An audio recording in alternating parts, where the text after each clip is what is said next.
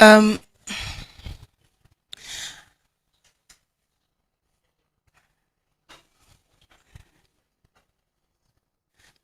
I would like to call this examination to order, if there's something like calling an examination to order.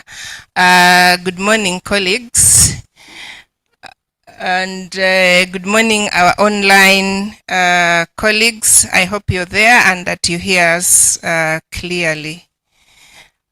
My name is Pamela Hanakwa. I am the Dean of the School of Liberal and Performing Arts.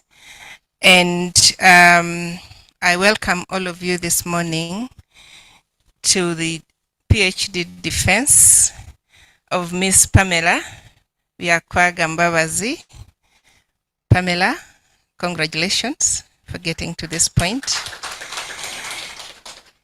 I know it is a moment of both excitement and anxiety, but it comes to pass. So we are very happy to have you today, and we're really looking forward to your presentation.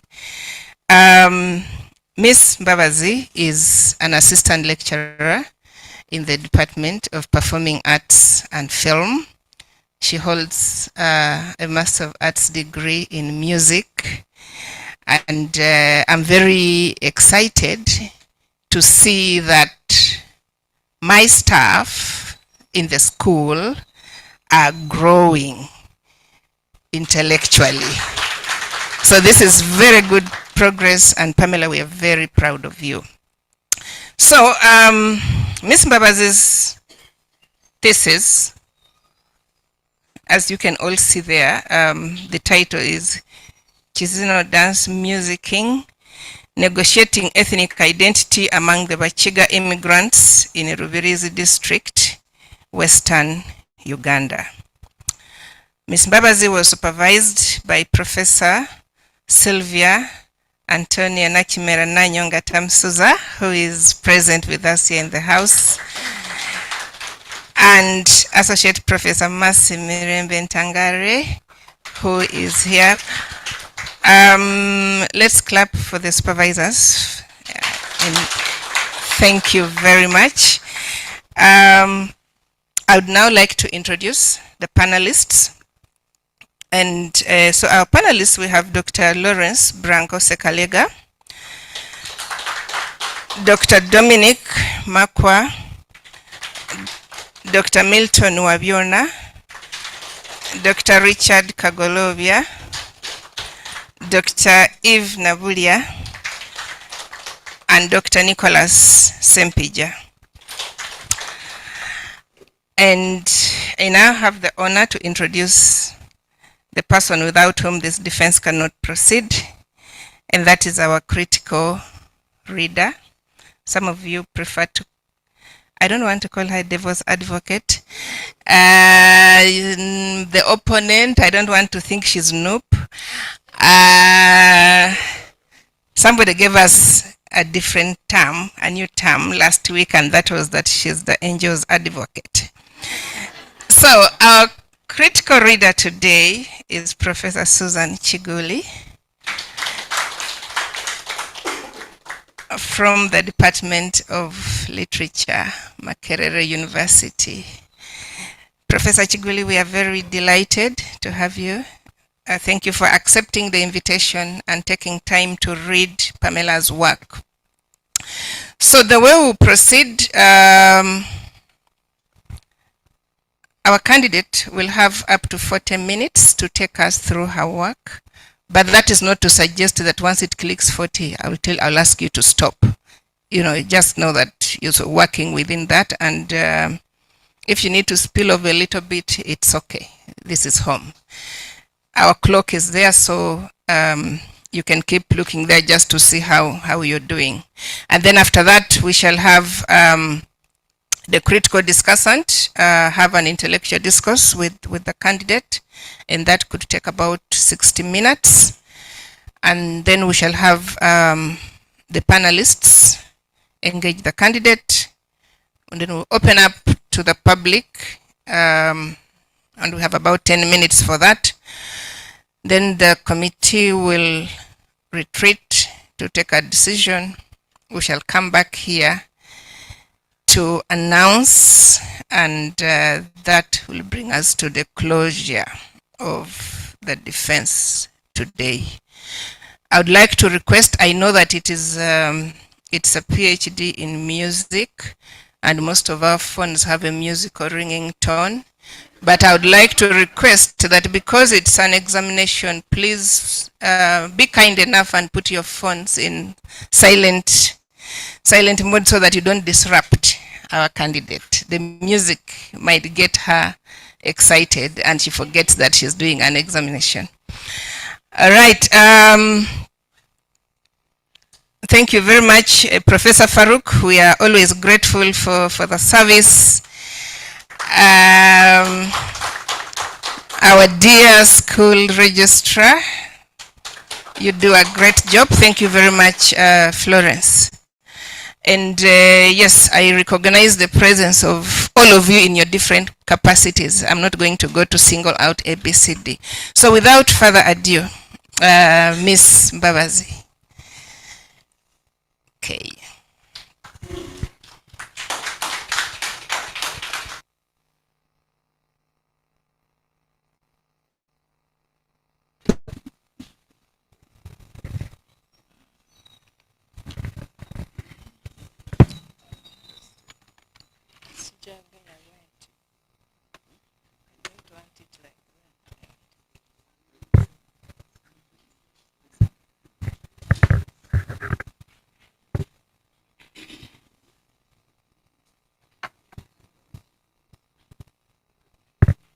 You are all most welcome. My name is Pamela Mbabazi, and I'm going to take you through my work about Kizino Dance-Musicking, negotiating ethnic identity among the Bakiga immigrants in Rubirizi district. I examine how Kizino dance-musicking has been used by the Bakiga immigrants to negotiate their ethnic identity in Rubirizi district. Kizino dance-musicking refers to the interdependence of music and dance among the Bakiga, encompassing the context, the costume, the movement, sounds, and their meanings. I trace the Kizino dance-musicking and its negotiation of the Bakiga's ethnic identity from 1940 to 2024. 1940 is a critical time in the history of migration of the Bakiga. That is the time when there were big numbers of Bakiga leaving the Kigezi sub-region, particularly Kabale district, and going to other areas in Uganda and neighboring countries, and then some of them ended up in Rubirizi. And my study ends in 2024 because music and dance take place in real time. So I used the time during which I was collecting data to validate that date, because I had to observe the performances in real time. Some of my key definitions.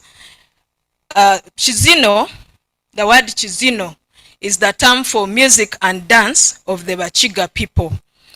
Then dance-musicking, use it to refer to the engagement with music for dancing, both before and during the dancing, and the process of making music through the enactment of dance movements. I define negotiation as the dynamic dialogical process by which Bakiga construct, express, contest, and reshape their identity in Rubirizi using Kizino dance-musicking. And then I use the term ethnic identity as to refer to the sense of belonging to a group of people and the ability to distinguish the group from other ethnic groups using aspects like language, dress code, occupation, religious lives, dance, and music.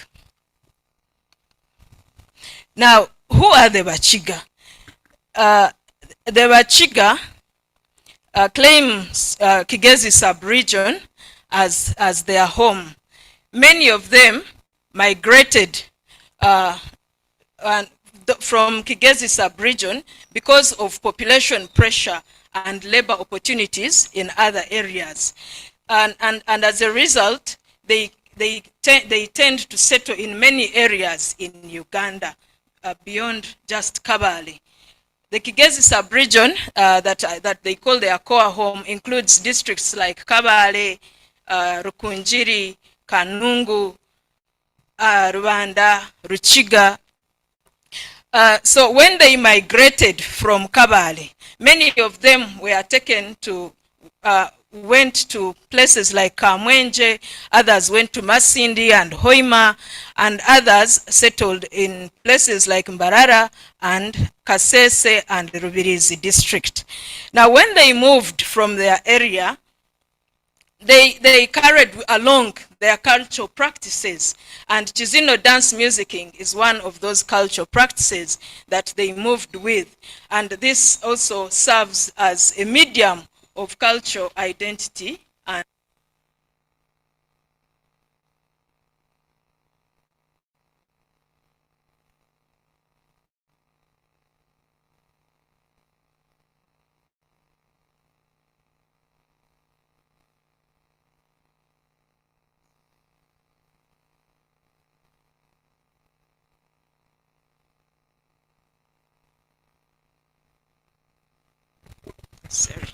ethnic affiliation is closely related with the question of boundaries. Many Ugandans would rather be referred to using their ethnic group than being Ugandan. For example, when I ask a number of you here in this room, you will be quick to tell me that I am a Muchiga, I am a Muganda, I am a Munyankole. So it is not easy for people to quickly identify with Ugandanness. They quickly identify with their ethnic group. However, when people migrate, their geographical and ethnic boundaries become challenged, and this is because the ethnic identities of immigrants and those of host communities differ. Now, these differences are articulated through their cultural practices, and music and dance are some of those practices that immigrants use to express their differences. So why are they why do they participate? It is because a number of scholars have noted that music and dance are core negotiators and mediators of identity. So they use, however, these identities are not static. They are historically constructed, and dance-musicking has the power to document their history because it is a repository of feelings, of beliefs, and social structure. So research that has been done on this area of dance musicking has mostly been done in dominant ethnic groups and in their indigenous settings. So in this study, I want to document how Bakiga immigrants identify themselves to fill the gap whereby people have not written about the ethnic groups that have moved from their original homeland and settled elsewhere, and to see how these cultural practices help them to settle in a community, to negotiate how they settle in the new community. My main objective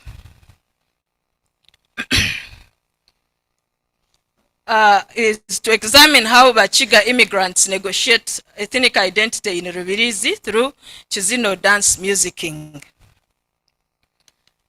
The first specific objective is to examine the ethnic identity of the Bakiga in Kabale and Rubirizi, and then I also set out to explore the nature and contexts of Kizino among Bakiga in both districts.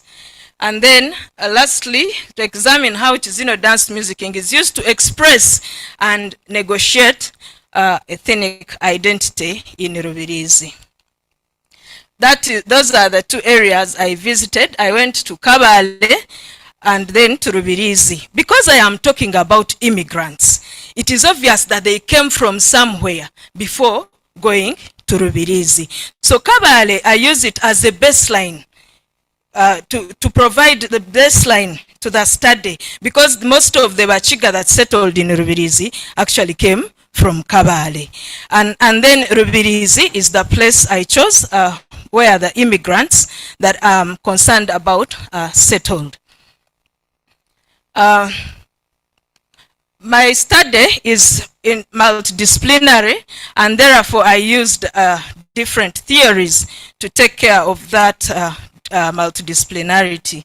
But the first one is continuity and change, as proposed by scholars like Alan Merriam, Fachi, and Nannyonga-Tamusuza, and Taylor. Now, Merriam observes that people's cultural practices do not fully change after interacting with people among whom they have settled. Some of the aspects of their cultures change, while others remain unchanged. Of course, his view and the views of the other scholars that I note there is based on the assumption that although change must happen, it occurs within a framework of continuity. It doesn't happen overnight. It is a process which the changes happen gradually. And the change is influenced by the background of the contact groups.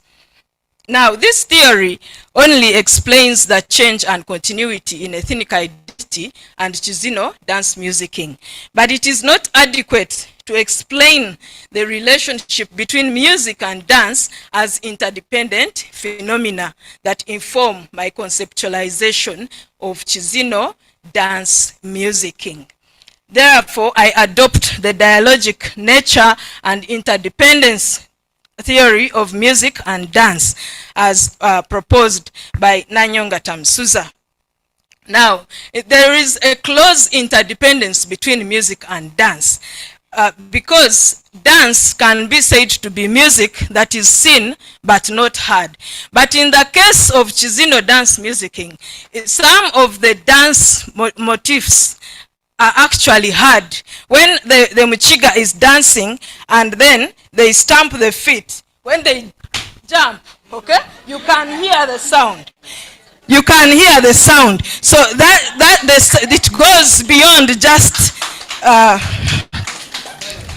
thank you. It goes beyond just seeing the dance. Of course, when the hands are moving, okay, when we are jumping and moving the hands, then it is music that is seen but not heard. We don't hear, when the hands move, we don't hear the music there. But when the foot stamps down, then we can hear that music. So that is why I use that theory. And there are many other sectors that are interdependent, as I will discuss later. Then, because now the two theories are not sufficient now to explain the relationship between ethnic identity. Now that's why I adopt, and music, that's why I adopt the theory of identity negotiation as proposed by Martin Stokes and supported by other scholars like Solomon Thomas, Adelaide Reyes, and Dominic Makwa. Now, Stokes suggests that music and dance are tools that create boundaries between people of different ethnic identities in multicultural environments. He argues that music and dance performances provide a platform on which ethnic boundaries are constructed and identities negotiated through the maintenance of the difference between us and them. When I jump here and perform Chichiga, or when you hear such a drum, you will quickly identify it with the Bakiga. It will not be as if I'm playing any other thing. So that is the argument that Martin Stokes follows. And it informs my study. So how did I collect data for this study? I used a qualitative approach and an ethnographic design. This allowed me to go and live in the community and interact with the different participants that I chose. My study population included first and second generation immigrants, musicians, dancers, and elders. And my sampling technique was passive.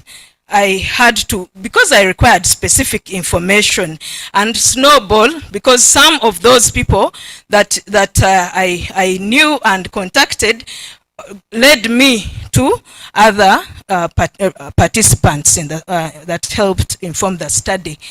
And I used different methods to collect data for this study, and they include interviews, participant observation, focused group discussions, autoethnography, because I am a second generation immigrant, Muchiga myself, from Rubirizi.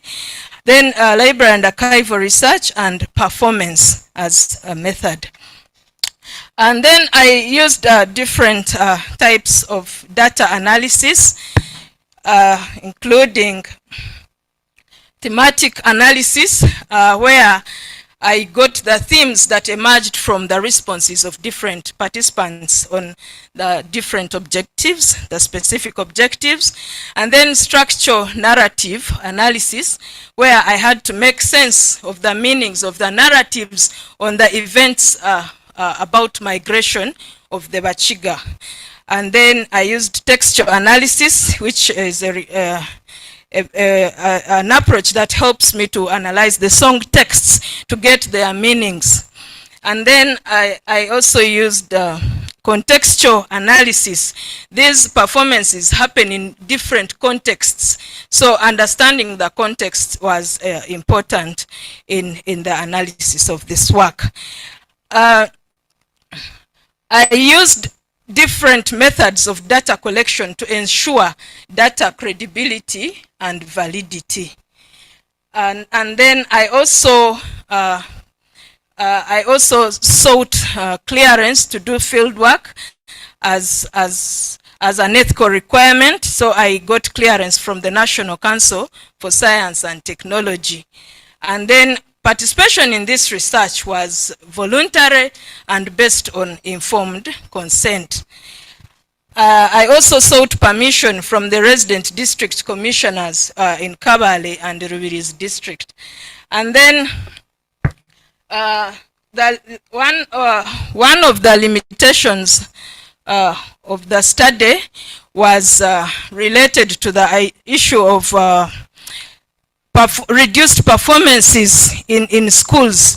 Since COVID, many schools had dropped performances. So, and it was one of those places, those areas that where I could get people performing in real time. It is one of the contexts that is there. But a number of them were not participating. So it was very challenging to get material from there. However, I did get some to enable me pursue the study.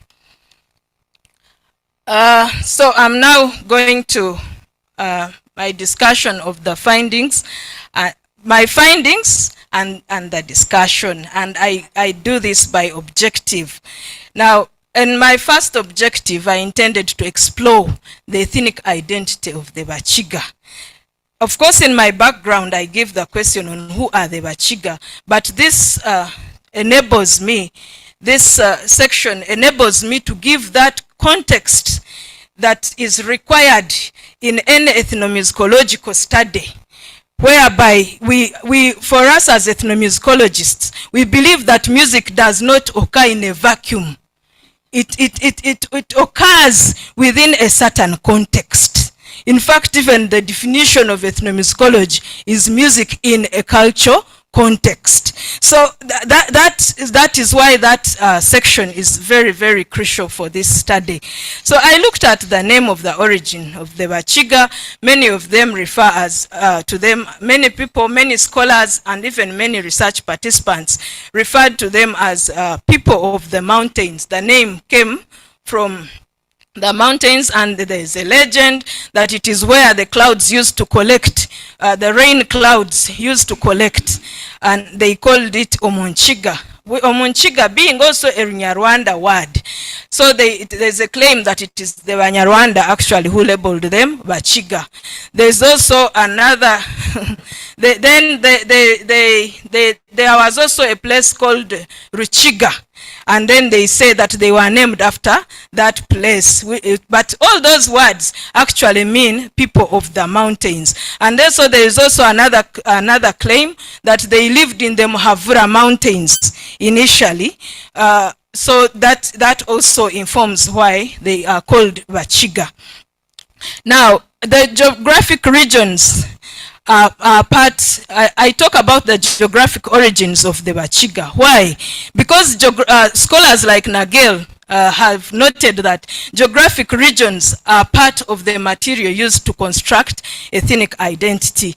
And when I was stating my problem, you heard me say that affiliation, that identities, Uganda's districts are actually divided according to different ethnic groups. That's why when you see people going to Mbarara, you know that they are going, those are Banyankole, even if they are not Banyankole. Why? Because the districts are demarcated according to the different ethnic groups. So there are a number of ideas about the origins, the geographical origins of the Bakiga.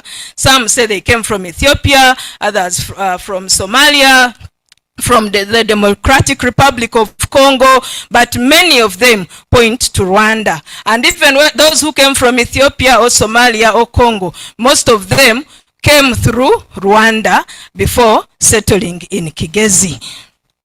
But the Bakiga that I am very interested in today are the Bakiga immigrants in Rubirizi.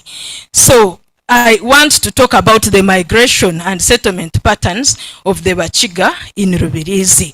During fieldwork, I noted that there are three kinds of migration of the people that settled in Rubirizi. The first one is what I call the Ngorogoza migration. This kind of migration is the one that was initiated by Paul Ngorogoza.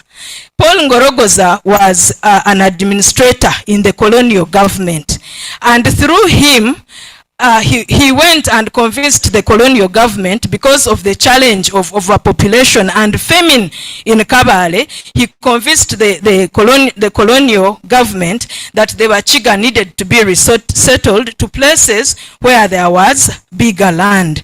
So after convincing the colonial government, he was requested to go and survey different areas in Uganda, and Rubirizi was one of those areas that he surveyed and relocated some Bakiga.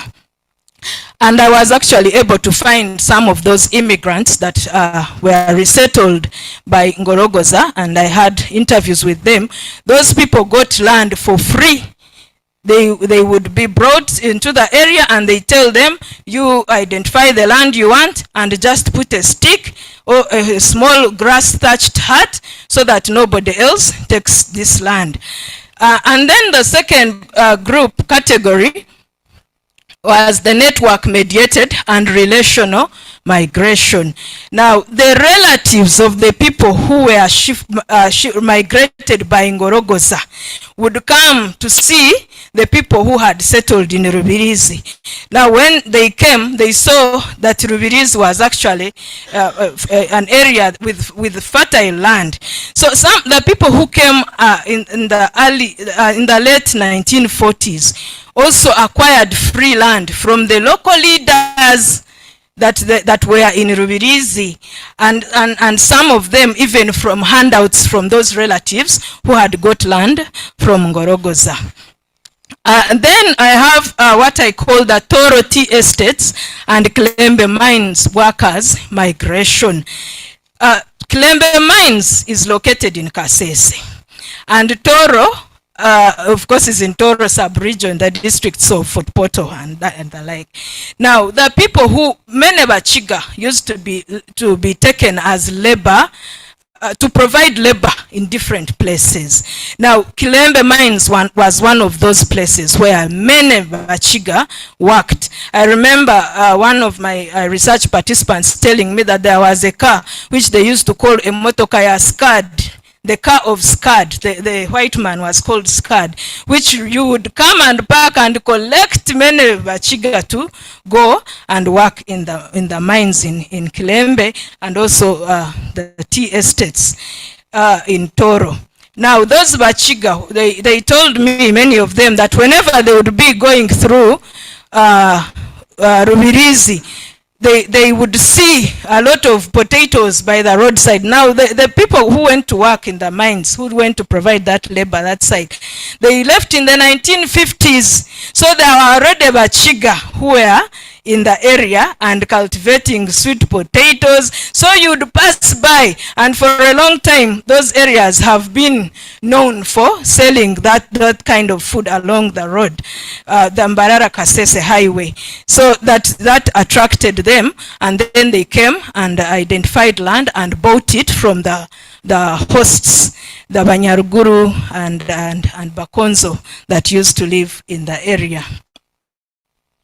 Now Chichiga identities in Kizino Dance-Musicking. Now this Bakiga, of course, I said earlier that when they moved, they did not leave who they are behind. So who they are manifests through their language, their clan system, their rituals, the staple foods, occupation, and dress code. So how does Kizino Dance-Musicking come in here? When I sing, Aye mondo ye, aye monde karwana, aye mondo ye, aye monde karwana. I am using Ruchiga language. So that is why I think the identities are there in the Kizino Dance-Musicking. Language is one of them. Now the clan system is one of the most crucial aspects of Chichiga identity, because it is the basis of their social political organization. But Bakiga did not have kingdoms. They had the clan system. We still have the clan system. Now, where do we find these clans in Kizino Dance-Musicking? In ebyevugo, even in dance songs. Many people will talk about the clans in this ebyevugo. You will hear the clans like Ba Musiji, Ba Murihira, Ba Mungwe, Ba Chinyajiro. Those are some of the clans of the Bakiga. They are there in the text. They inform the content that helps the Bakiga to make songs. Even when you ask a Mwevuge, a person who performs a chevugo, they will tell you that I have to know the clan before I perform a chevugo. It is a very important aspect. Then the rituals, there are marriage rituals, there are religious rituals, the way they are performed, the marriage process of the Bakiga.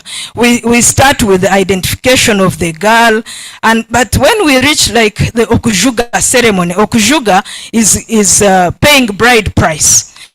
Now, when the groom brings the bride price to the bride's home, and the bride's family appreciates that bride price, then a chevugo is performed, including the names and glorifying the kind of bride price that has been given. So it is a sign of appreciation. And then during religious rituals, you cannot approach Nyabingi without playing enanga. In fact, there is an enanga called karungu. That tune, it is called the enanga for tuning. It is the one that they use to tune any enanga. Before you play the traf zitha, enanga is the traf zitha. Before you play it, you must go through karungu. Now karungu is a spirit that you must go through it to get the right pitches for the kind of God that you are going to worship, the kind of deity that you're going to worship. Then the staple foods. The staple foods of the Bakiga are sorghum, Irish potatoes, as you can see on the Irish potatoes are there, the sorghum is there, and sorghum is a very key food among the Bakiga. They use it to make bushera omuramba, enturire. Omuramba and enturire are alcoholic drinks. Obushera is non-alcoholic. But those drinks are made out of sorghum. So there are a number of songs that talk about these foods to keep the continuity, to maintain the continuity of these foods in among the Bakiga wherever they go. So when you are in Rubirizi and you are singing enkumba y'omugusha eboneire, that enkumba y'omugusha, enkumba is porridge made from unsoaked sorghum. So the bushera I usually take is from soaked sorghum, but enkumba is from unsoaked sorghum, and it is said to be a highly nutritional food. So this food helps the Bakiga, and as they sing these songs, they are also articulating themselves as different from others. Our food is sorghum, but when the Bakiga came to Rubirizi, they found that the food of the Banyaruguru and Bakonzo that they found there was different. They used to live on cassava and wild animals. They would just kill wild animals because the place where they settled was the forest. There were so many wild animals, many pigs. Of course, we like to call it pork, but they are pigs. So they found there are many pigs. And so those people would just kill and have food. So by mentioning these foods, they maintain the continuity, okay, while articulating that for us this is what we eat. And then the occupation. The Bakiga like to do crop husbandry. They do a lot of cultivation of food crops mainly, and it is what they are mostly known for. So there are many songs that talk about this work that they do, and also the dance motifs that, as I will discuss later, they show the kind of occupation of the Bakiga. Then the dress code. So this is Bakiga digging there. Then the dress code of the Bakiga has also changed over the years. Initially they wore a bishato, and I was lucky to find a group in Kabale that was using the same costume. They wore a bishato. They were made from the hides of cows. But and oruhu, empu or oruhu, which was got from goats. Now this dress code is usually the same that the Bakiga use as their costume. Over the years, the costume has changed, and they no longer really use the ebishato and the empu. Many of them use cloth because ebishato and empu have gone out of fashion. Now my second objective is about the nature and context of Kizino dance-musicking, and here I'm going to talk about the different performance contexts of Kizino dance-musicking and the genres of Kizino dance-musicking. Now there are several contexts of Kizino dance-musicking, but the ones that I was able to experience were clan and family gatherings, marriage ceremonies, religious gatherings, school festivals, political gatherings. Of course, these contexts, there are so many changes that have happened. Although clan and family gatherings still happen, and dance-musicking is practiced during those gatherings, sometimes you find that other musics are also used. Popular music is played. You find that it's not only the Kizino that is being played. And then during the marriage ceremonies, now, unlike the previous periods, maybe before the late 1980s, there are now many troops that perform during these ceremonies. Yet it used to be the community, and each clan used to have its good performers that they knew that would perform at such events. And also during religious gatherings, people now mostly find it easy to perform in the church, and although there are still some performances in the indigenous religious gatherings, but many people have turned to the church as the space for performance. And then I also found school festivals and political gatherings. Of course, these are newer contexts, but they allow the culture to continue. They allow the ethnic identities to continue.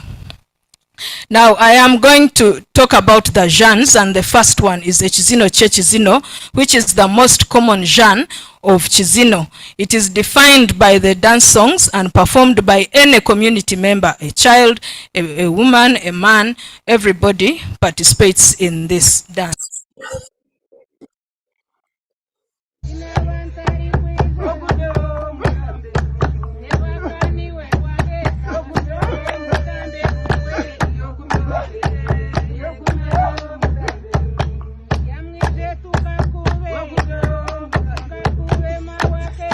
Thank you. The next one is a Kizino chomwe muriko. The Kizino chomwe muriko is the dance of showing off. It celebrates heroes after the war, and there is use of spears and shields as props to show that what they have used.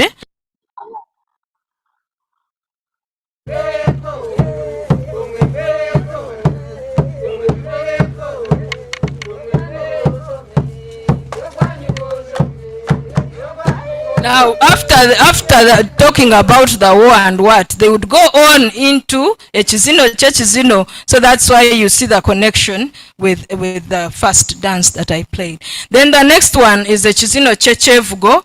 It is a genre of Kizino in which a Chevugo is performed. Mwenangwe. Mwenangwe ninyo rugashanya rugafumaguza mwene ufuna bugingo kashanya gada mnaao na bashaka bishansha na bituma na bamzabya bitajenirwa mwenangwe. That is a chevugo. Now it is a recitative that involves the use of rapidly sung speech. However, and a chevugo used not really have dancing. It is usually used at the beginning of the dance to set context for the dance, or in the middle of the dance, so for the dancers to relax. But as it has been taken to different contexts, now there is also dancing.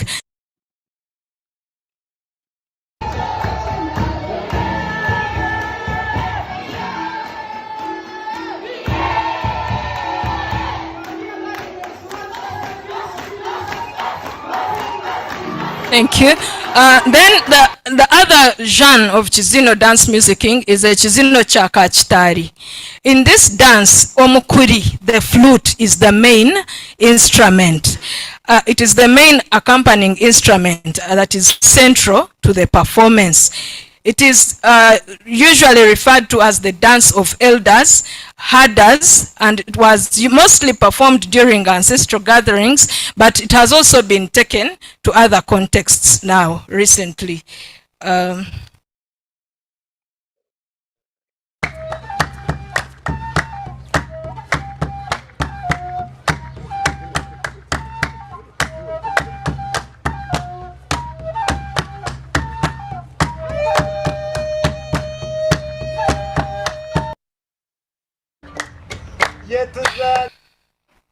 Then the next genre of Kizino dance musicking is a Kizino chokwita enanga. In this dance, a Kizino chokwita enanga literally means the dance of dancing the traf zitha.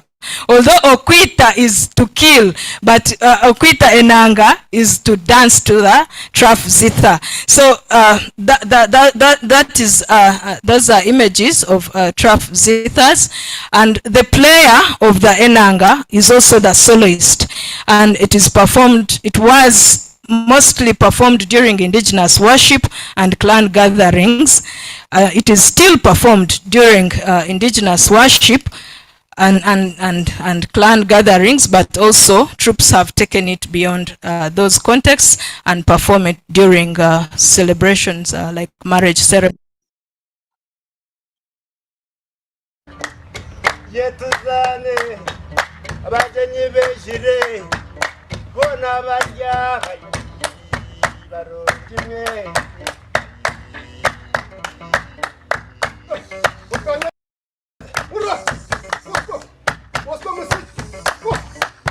So now these dances, the different genres, as I have stated them, have in the newer contexts, they have been merged to form one dance suit. So you find us saying we are performing a Kizino, but where we have a Kizino che Kizino, a Kizino che Chevugo, a Kizino cha Kachitari, and all those different combinations are made. Now I want to talk about the interdependence of music and dance here. When we look at the names that I've just mentioned, when I say Echizino che Kizino, the dance of the dance song. When I say Echizino chokwite nanga, enanga is the main instrument in the dance. So it shows you that the music defines the dance, which is a key aspect of the theory of the dialogic nature and interdependence of music and dance. And then also there is interdependence in the instrumentation. The rhythm produced by, for example, the drum rhythm is the same as the rhythm produced when when one is dancing. When I hit the drum like this, now the first part of the dancing is this. Okay. The same as you had on the drum. And then even when we go to the last motif, the same way the footwork is done is the same rhythm that is produced on the instrument. So that confirms that interdependence. Then the texts of the dance songs. When the dance is coming to an end, that some texts like the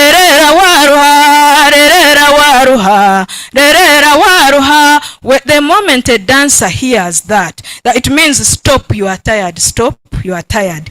So the moment the dancer hears that, they know the dance is coming to an end. And then in the singing and playing technique, and then the costumes and ornaments, there is also interdependence with the costumes. Of course, the bishato are normal, but previously the bishato were worn, and then the women would beat them, and then they are decorated with entayomba, with metallic rings called entayomba. I don't know why they call it them entayomba, because they actually make noise, but they enhance when the person jumps, you actually hear the rhythm because of the sound made by those ornaments attached to that shato. Then in the dance movements and motifs, change of the drum beat also means change of the motif. So that is the interdependence. Now, the interdependence of music and dance is not an achieved state. It has been changing with place and time. And then, now I'm going to my last objective. Kizino Dance-Musicking, negotiating the ethnic identity. So how does it really negotiate this identity? I've shown you the identities there. So how is the negotiation done? Now, using Kizino Dance-Musicking, Bakiga are able to differentiate themselves from others while articulating the music and dance connections of Kizino. Martin Stokes theorizes that music and dance performances help us to articulate ourselves in relation to others. When I play that drum rhythm of Kizino, when you see me dancing Kizino, you will relate it with Chichiganess. because of the way it is structured. Then Kizino dance-musicking performers draw on themes that relate to their everyday life, which reflects in their identities, and I'm going to explain that shortly. This is not to suggest that it's not that the identities performed in Kizino it is not that all the identities of the Bakiga are performed in Kizino. Some are performed and others are not. So now I'm going to talk about dance-musicking, Bakiga identity. The dance-musicking is done through song texts of different Kizino genres. For example, during my research, I interacted with one Omwevugi who performed a chevugo where he emphasized his ancestry. Ndimwene rwemondo rwa bakisa gabebwa bashwenkuru bakafuruka mubari bayikacherero tata yagumizamu ya Afrika yija bunyaruguru. So when that talks about him as the son of Rwemondo, Rwemondo the son of Bakisa, Bakisa the son of Bebwa. So they talk about that, and they do not only talk about their ancestry, but they also talk about their migration patterns, because I talk about how they came from Cherero. They came from Mubari, went to Cherero, and then came to Bunyaruguru. Now Rubirizi used to be called Bunyaruguru, and the name was changed in no, the name was not really changed. It is now a county in the entire district, but it was the district was carved out of Bushenyi district in 2010. So that's why in many texts you may hear Bunyaruguru and not Rubirizi. And then there's also the structure. Now when the soloist, in the structure of Kizino dance-musicking, the dance songs especially, that's what I'm going to use, the example I'm going to use.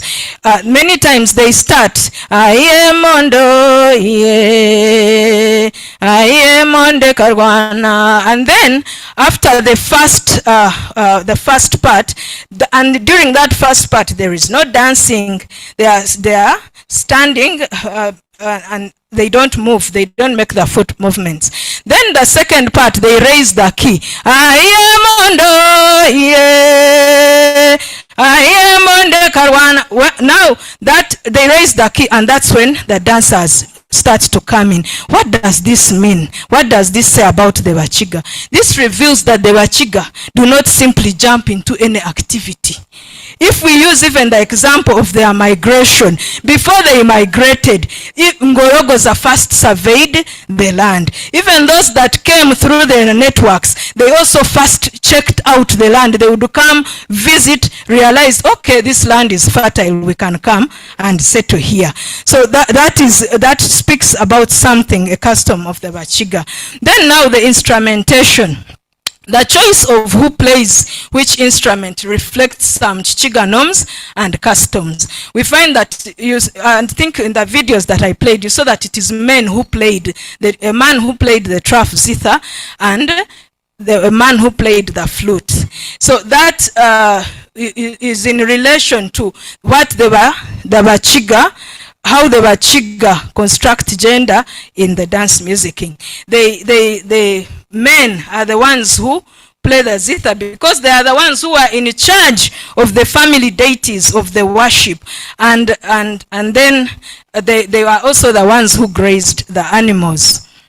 And then the call and response technique also, when I say I am Mondo and then the people respond, call and response style also shows that Bakiga have a strong sense of community and respond to authority.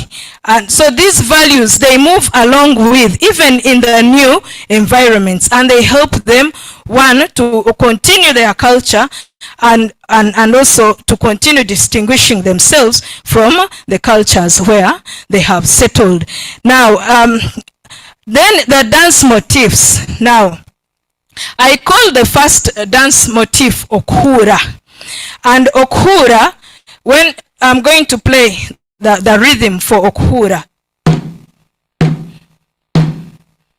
that is Okhura. Now, Okhura means to hit sorghum in the culture in the culture of the Bakiga, okuhura, and the Bakiga, because I said they are crop farmers, when they harvest the crops, they dry the sorghum, the beans, and the peas, the different crops. Then when they are dry, they kuhura, they heat them to separate the seeds from the sheaths.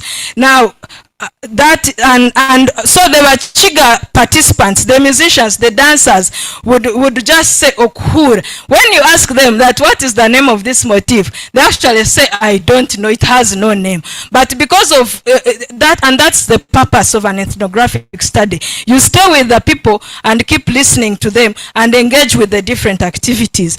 Then then that is how I realized that it is okuhura motif. So while I might be the one labeling it, but it is the one, I might appear to be the one labeling it, but they are the ones who use, that is the term they use for that motif. Then the second motif goes like this. It is Oktahamu motif, entering the home. Now, after okuhura, Bakiga would prepare a clan gathering. When you harvest, it is now time to celebrate.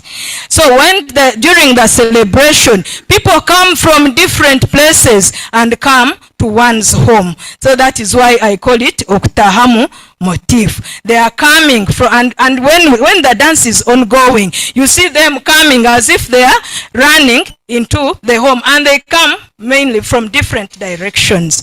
Then the last motif is what I call okugaruramu. Okugaruramu goes like this.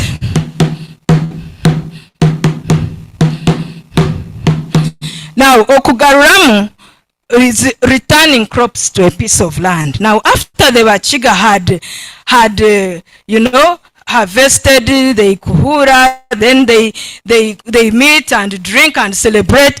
Then it was also time to think about what they are going to eat next, because the celebration has to come again.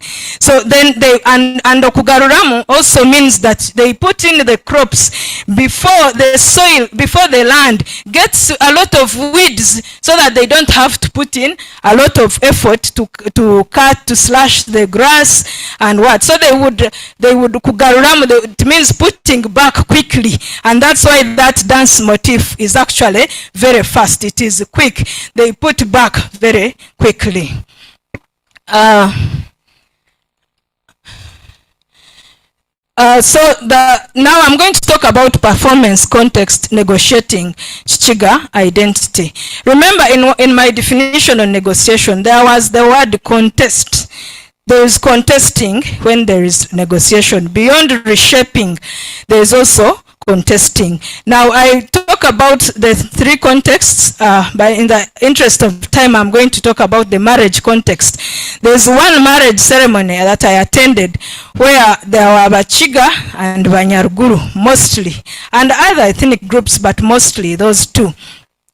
Now, in this video you see here, this gentleman that was the grandfather of the groom and is the one who had invited me to the wedding, and he had told me, had promised me that he was going to, that there was going to be Kizino performance, and naturally I would expect it also. So while there were two troops, one from Barara and another one from Bunyaruguru, called the Banyaruguru Cultural Performers, and the other one, Angel's Voice troop. So they performed. There was Chinyaruguru, there was Chitaguro, the one for the Banyankole, there was even Chinyarwanda for the Banyarwanda, and the performances went on and on. Then I talked to the director of the troop, and I asked, are you really going to perform Kizino? Then he told me, the Kizino was taken, they said it is taken care of. So then the time eventually came, and this grandfather of the groom came and with his omukuri, and there was a recorded soundtrack of Kizino in the background, and he performed. Now, within 2 minutes, the Kizino was stopped. The Bakiga had just started getting up. Some had started dancing, those women. Now, there are many other people that had stood up. They were coming to dance, and it was stopped. Now, while there, actually, this one I saw it even later in the video. The MC went to the tent of the Banyaruguru. There were many political figures among the Banyaruguru there. Then he came and went to the DJ, and the sound was stopped. I don't know, and to say that I know what the MC could have talked with the other people, but the music was stopped. And the MC was also a Munyaruguru. Now, there was no more performance throughout. The Bakiga grumbled. Those that had started to dance, though even those that were seated, they grumbled, and you could hear the discomfort for a while. People, you know, they were not happy. There was grumbling generally. Now, what happened? The Bakiga left after the function. They went, because there are many people that had even come from Kabale to attend the function, relatives from different parts of Kigezi. So they went to the home of this, it's called Tibijuka. They went to the home of Tibijuka, and they gathered there and danced and played the flute and did all the dance musicking most of the night. They conversed. They did so many things besides the dancing. So this, what does this mean? This means that the other space, the public space, was contested. They did not have the freedom. Because when every time a Bakiga performs, they articulate who they are, and it probably made the political leaders, because the political leadership is a reserve for the hosts. And it's not common with the immigrants to take a key leadership positions in the area.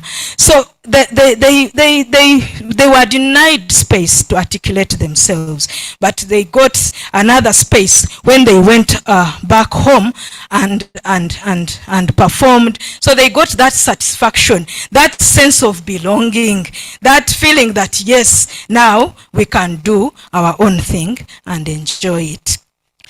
So what are my conclusion? I conclude that Kizino dance musicking is used to express Chichiganess. From my findings, that is what I conclude. And also, I established that Kizino is a repository of the Bakiga's ethnic identity. As you heard me when I was performing the Echevugo by Mugisha. The ancestry, the migration patterns, it is a repository of Bakiga's ethnic identity. And then lastly is that there is a dialectical relationship between ethnic identity and Kizino dance musicking. The ethnic identities of the Bakiga shape the content of the Kizino dance musicking. In return, Kizino informs the ethnic identity of the Bakiga. And it is this relationship that enables the Bakiga immigrants to use Kizino to differentiate themselves from others and to negotiate their ethnic identity in a multicultural environment. Some of the recommendations, I recommend that in the curriculum, we should incorporate learning and performance of ethnic music and dance it should be included in the regular school curriculum and not treated as an extra curricular issue. Then training centers could be established to improve acceptability in society and enable continuity of such ethnic dance music. Then for policy, I recommend that there should be inclusion of community musicians and dancers in the training and adjudication of learners during MDD music, dance and drama festivals. I think that will go a long way in helping us to bridge the gap between the community musicians and the people who train in schools. So this study contributes to current debates in ethnomusicology on ethnic identity and dance musicking, and also the inclusion and social protection among immigrant populations is something that can be looked into. Maybe it has just been about getting the land, getting the space, but not taking care of issues like inclusion. And then this study promotes cultural archiving. By documenting all these dance songs, I believe that I am promoting cultural archiving. And then it contributes to the documentation of cultures in Uganda, which is an issue that the Uganda National Culture Policy advocates for. And then institutions such as the Department of Performing Arts and Film at Makerere University will benefit from this study because it provides material that learners can use. Areas for further research, future research could investigate whether third and fourth generation immigrants still use Kizino dance musicking to articulate their identity, and also to establish the sacredness of the Kizino dance musicking genres in the church. And then a comparative study on the dance musicking of the hosts and the Bakiga immigrants could also be an area of research, and then how dance musicking can help to improve the security of immigrants, because most studies about immigrant Bakiga have shown that there is hostility in the places where they have settled. Publications have the first one in red, Ebyevugwa's Repositories of Ethnic Identity Among Bakiga Immigrants in Rubirizi, Uganda. I've already submitted, it's been reviewed, and I'm still waiting for feedback. And then those next two, I have not yet got feedback, and then there is one we are working on with my supervisor. Thank you.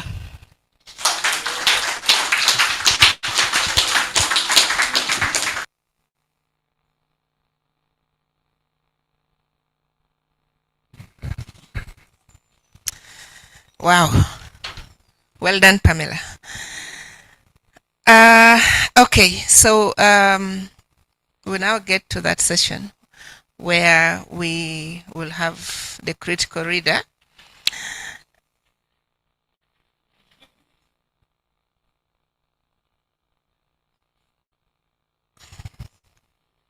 Thank you, Martin, for caring. Okay, but before I invite Professor Kiguli to come, I would like in a very special way to recognize the presence of Professor, I want to say Emeritus, Nannyonga-Tamusuza, who, our senior colleague who retired but not tired and came specifically to see Pamela's work at this very important time in her academic life. Professor, you're most welcome. We don't take your presence for granted. All right, Professor Susan Kiguli. Oh, the book is so big. Farouk, please, thank you for helping.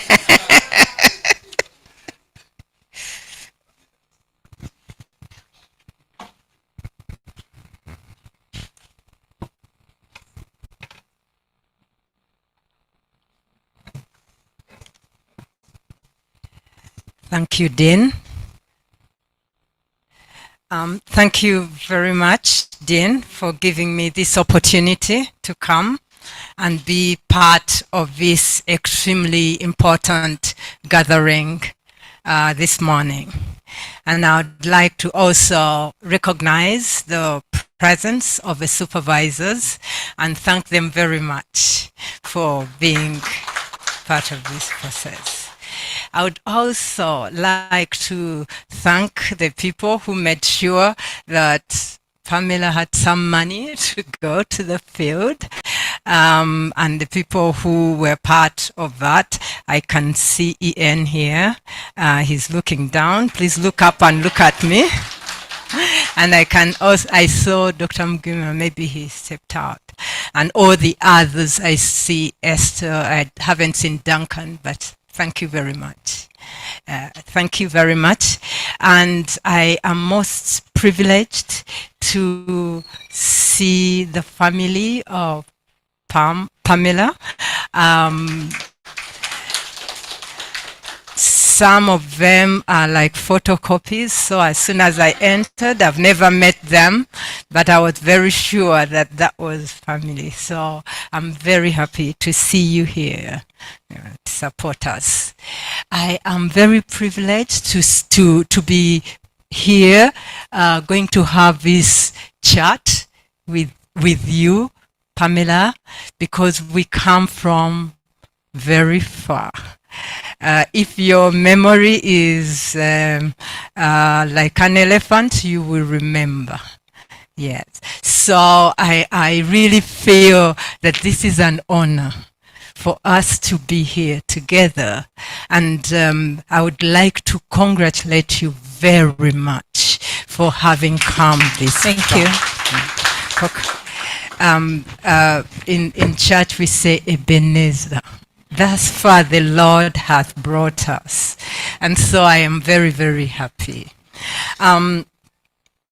Right, I was called the opponent, but I'm just a chat buddy. We are just going to have a chat with my buddy this morning called Pamela, Ms. Pamela Mbabazi.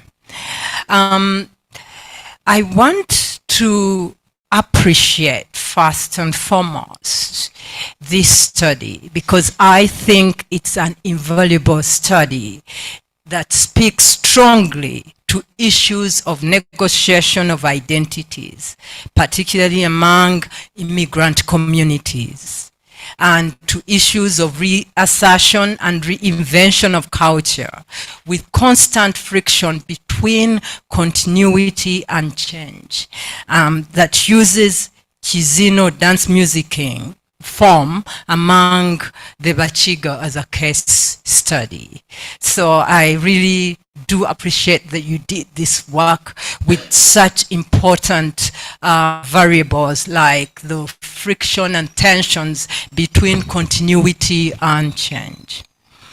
I was struck, or should I rephrase and say I was awestruck by the in-depth description of Kizino dance-musicking as a major genre of meaning-making and identity construction among the Bakiga that you did. I think I'm a recruited Mochiga now. Last week, I was introduced to another aspect of Bakiga. The other time, Romushana, so there's a community of scholarship that has come up, and this is really commendable. This stood out for me more than the matter of negotiation, the in-depth analysis and understanding of what dance-musicking of the Kizino was stood out for me more than even the negotiation of identity. I thought it was so well done. I think this aspect was, this aspect is also in the study also in significant measure described the subgenres of the Kizino dance-musicking form. And this leads to the understanding of categorization. That was so, you are creating an archive, whether it's deliberate or whether, I don't know, but it is an archive that really is of great significance, critical or crucial. And I think this is, if I could ask the audience, I think this deserves an applause from us. So for me, this study is more critical as a descriptive study of a central function of dance musicking among the Bakiga community, whether at home or away. It is very clear from the work that I read. You may have, I saw in the presentation, there may be some variations, but I'll stick to the work that I read. That you as a researcher was intensely and sharply involved in ethnographic research and came out with crucial information. Still, I would like to ask some questions. Even when I'm a recruited Muchiga, I still need to ask some questions just for you to clarify for me, or for you to add to my knowledge on some issues. And maybe as we talk, some of those people there may also become recruited Bakiga. Right. All right.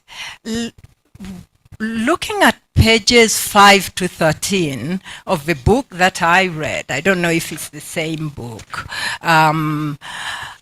whereas the description of Bakiga as a people and their migration routes are clear, and even in your presentation they were very clear, and I won't go through because of time. But the nagging question at the back of my mind is why the Bakiga were selected for this study. Why were the Bakiga selected for this study on dance musicking, and not, for example, the Bagisu, or even the Zulu, or even the Basutu of Southern Africa? Why too is the Kizino dance musicking form a critical research to carry out, and why is the spotlight on Bakiga immigrants in Rubirizi? Thank you very much, Prof, for first the compliments and then the critical questions. Why the Bakiga? The Bakiga have a very interesting history of migration since the time of colonialism. First, the colonial government,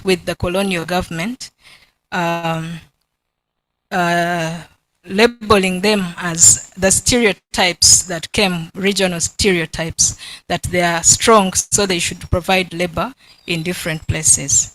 So they moved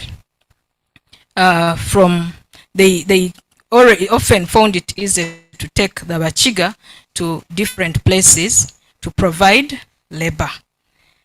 And that was one of the areas that I talked about, how they migrated to Kilembe, how they went to Kasese as to provide labor, but ended up now settling also in Rubirizi. And then there was high population in Kabale, and I remember one of my research participants even saying that you would find when you would go to sleep, and by the time you come back, you find when someone has already cultivated your land. The big high population, then land fragmentation because of the customs of the Bakiga.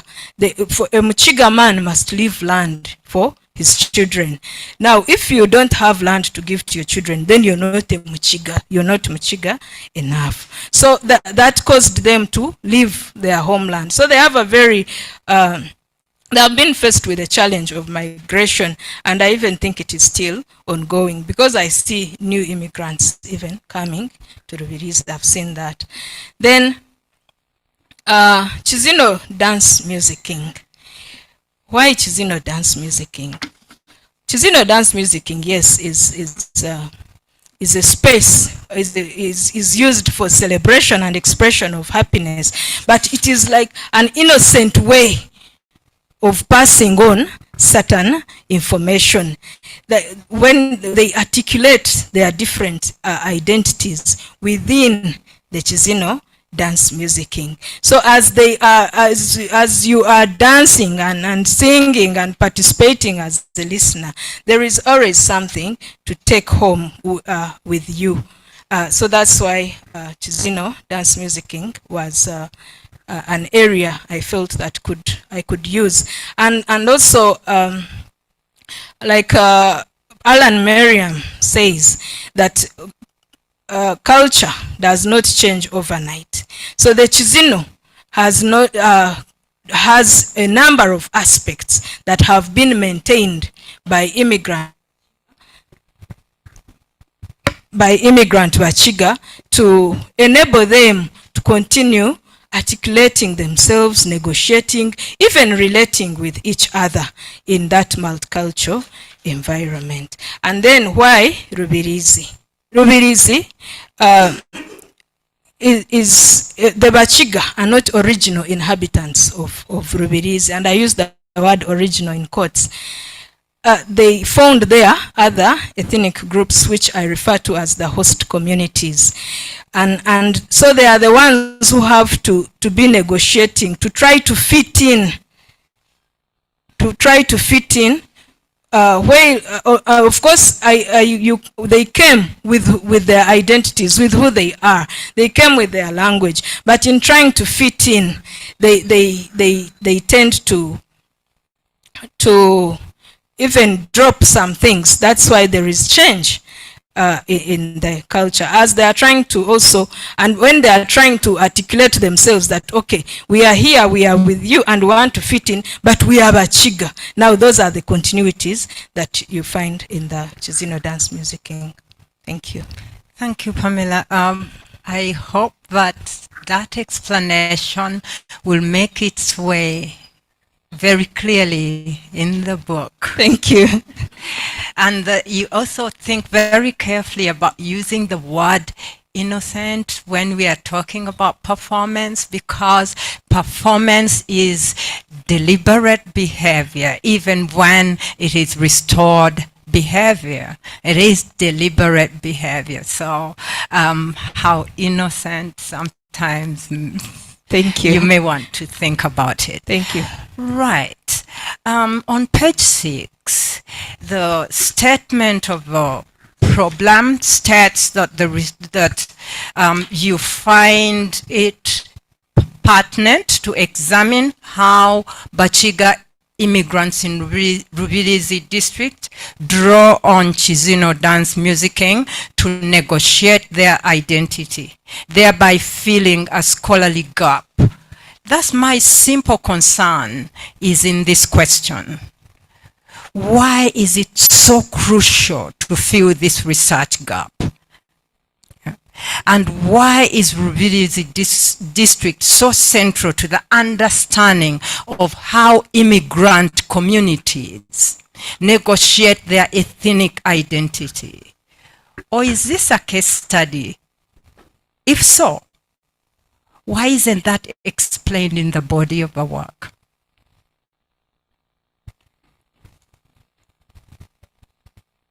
Thank you, Prof. Why is it important to do this work? Now, a number of studies in ethnomusicology and even in anthropology have done research on dance-musicking or even music and dance, but they have focused mainly on dominant ethnic groups. You find a lot of research in Buganda, a lot of research among the Banyankole, and those groups mainly, which even had kingdoms, have been more researched. Now, and in their indigenous settings also, you find research among on Baksimba, say in Buganda, is mostly situated in Buganda. There is limited scholarship on research about immigrants. In fact, some of the research on immigrants that I found was mostly about their ethnic violence between the Bakiga and host communities, especially in Chibale district, and really not much on Rubirizi as an area. It is a new district, was created in 2010, but that doesn't mean that it shouldn't have been studied. However, I realized that there was not much on Kizino dance-musicking. How do they use this dance-musicking to negotiate their ethnic identity? How do they manage to live with other people, to coexist with this kind, using the arts? Because it's an immigrant community. They are not at home. They are not in their indigenous homeland. And I use also the word home in quotes, where they call home, the place they call home. They are not in Kabale. So if it were just situated in Kabale, maybe it would be different. But now I felt it was important because this is a relocated population. So how do they manage to settle in and to fit in? Thank you. At the risk of sounding like a broken record, I would still say that this is important. As it was in your presentation, it should be in the book to help us understand. Okay, thank you. Right. The next, page 10, you state, moreover, Rubirizi, my ancestral home, gave me easy access to the research participants there. I also had the advantage of familiarity with dialects used in Rubirizi and Kabale districts. Great. My question is, how did you handle matters of subjectivity in this research? Could you, in the same vein, explain how ideas that came through your presentation of reflexivity, triangulation, and peer review function in your study? Okay, thank you very much.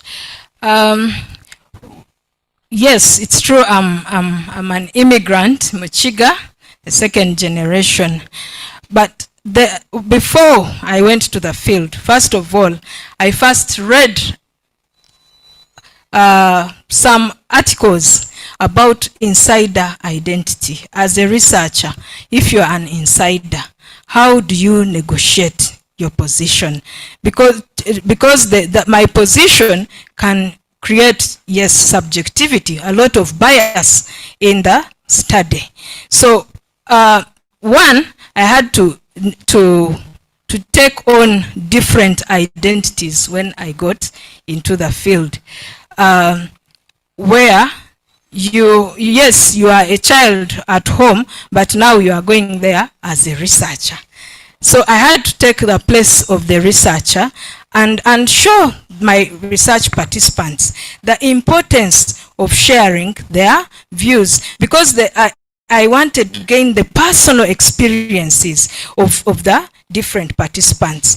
And so it helped me to capture those and share them. And even in my presentation, I try to give those their views before trying to give my own perspective of the views of the research participants. Thank you. Thank you. So could you then in the book locate what your supervisor calls locating your positionality? Yeah, you have her by your side. She will guide on that one. Thank you. Okay. In chapter 2 of this work, you carry out an extensive study of scholarship on music and identity, mentioning various aspects of identity, including gender on page 22. And just out of curiosity, because you kept doing these things of saying things that were really interesting and then sometimes not following up. I saw just in my head, I was like, where is Helen Nabasuta's Mugambi study on Chiganda radio songs? I even went to your references, it wasn't there, and I was like, maybe you have a grand reason for not mentioning her. I may not ask you to answer that, but I just was struck. So I want to understand your politics. I want to understand your politics of inclusion and omission in this chapter by asking a very simple and minor question. Why are scholars such as David Copeland, Paul Tiambe Zelenza, Kennedy A. Hassan, Mawis, Foster Edison, Inge Brinkman, and others, why are they not given thought in this particular chapter? Further still, why wasn't there a section concentrating on at least the larger context of East Africa and Africa as a way of broadly contextualizing this study? When some of the scholars you have mentioned, I have not largely interacted with their works, but when I looked at my topic, I got out the different variables that I had to address in my literature. So I looked for literature by variable and not just the variables, but the themes I had got out of the entire topic that I was researching. So the scholars I chose to include in this study are actually those I had access to. Thank you. So does that mean, Pamela, that you are going to think about issues of context a little bit more? Don't answer this question, but I'm just curious, because this is a very important study. Yes. And yes, we do realize it's local, right? But you are the very person who stood there and said music does not operate in a vacuum. Yes. Right. So your study maybe should think about that, because the way the book comes across, it may begin to create for itself a vacuum, and then it will raise questions. Just think about it. I'll think about that, Prof. Thank you. Thank you. Right. Okay, I'm not going to matters of translation, but could you consider how you translated some concepts and notions? For example, after last week, we had I actually had thought that we had an in-depth explanation of, I won't pronounce it well, I know, but it's approximate, Omurenje, right? Yes, Omurenje. Yeah, and no one should laugh when I say Omurenje. Now look at these disobedient people. Right. Right. But in your study, you translate Omurenje as Song of Drunkards. And if I were still in high school, I'd say, surely, yee. Huh?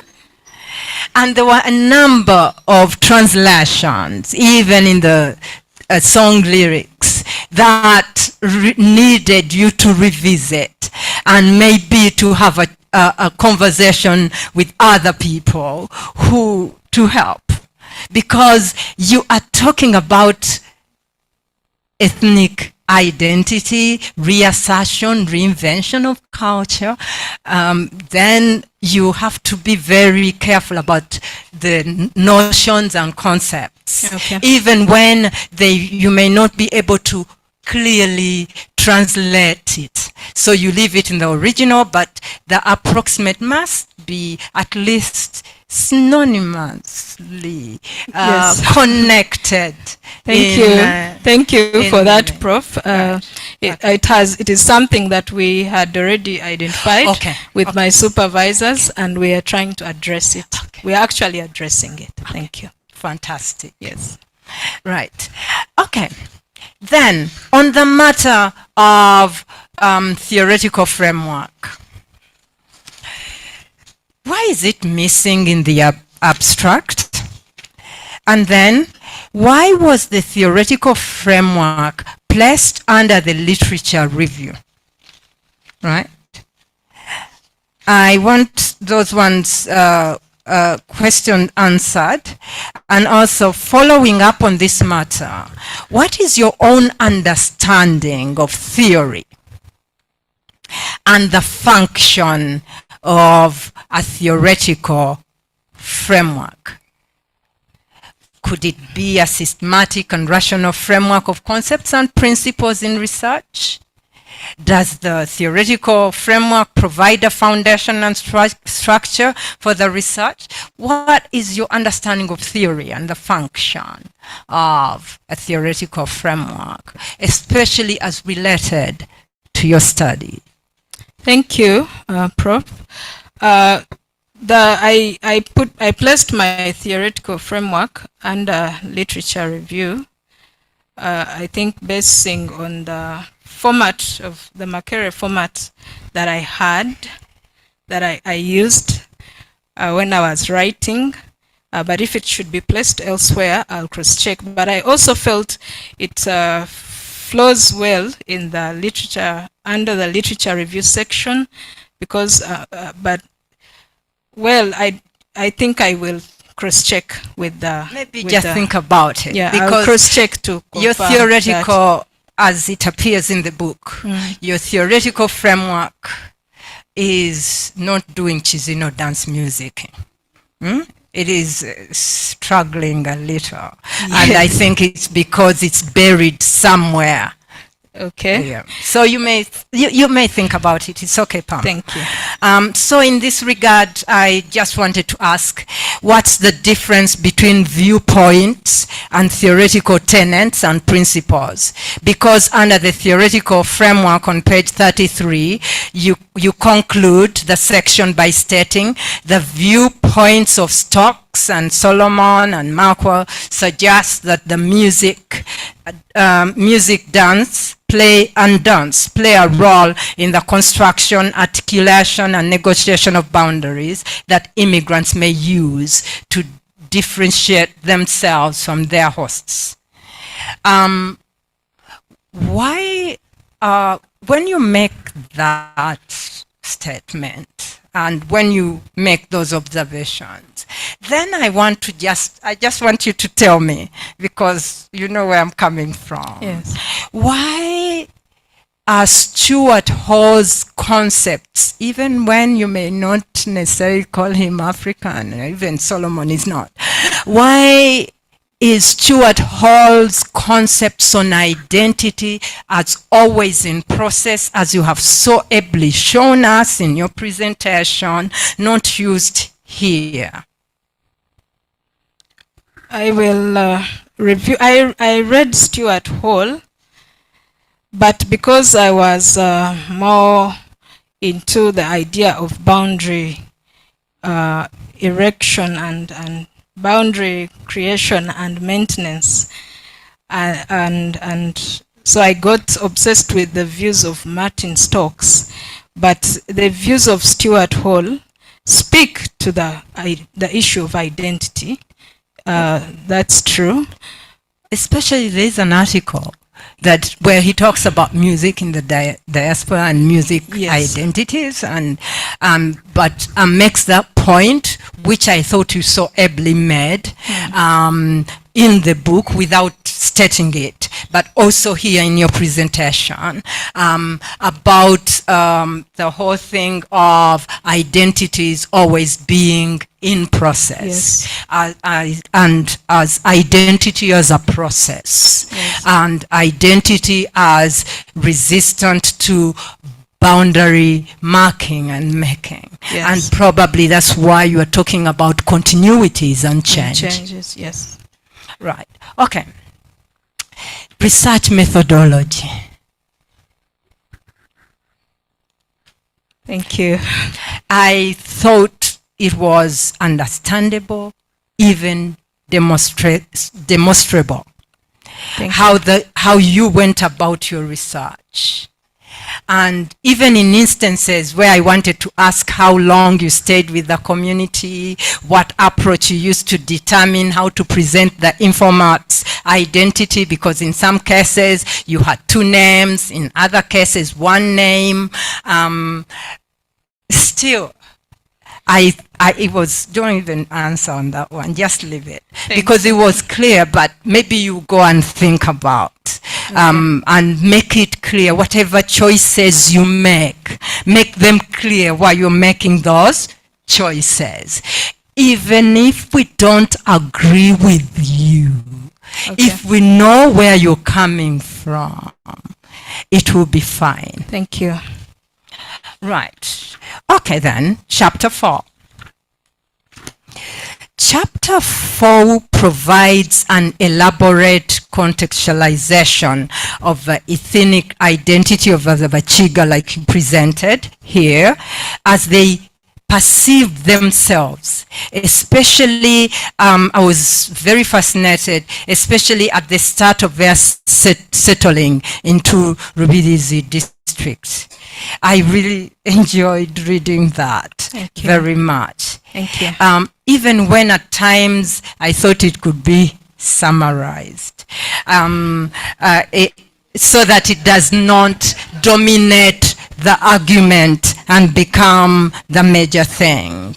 On page 75 to 77, why don't you engage with the key issues of the tensions frequently mentioned in the interviews you selected and highlighted? For example, matters of discrimination, prejudice, and even xenophobia. This time more felt and actually instigated by the Bakiga immigrants themselves, which is curious because it's usually the host communities that are labeled segregative or xenophobic. Additionally, the host communities are forced out of their native locations, and it is the immigrants that buy the locals out. Yeah. So there is need, I thought, for careful thought on these issues, and more scrutiny and use of your theoretical framework, which you don't use as you should in the context of the work. I thought that would make the analysis stronger. But if you have another view and you wish to tell me why you didn't engage with these interviews, with the things that you yourself put in the book, I'm all ears right now. Thank you.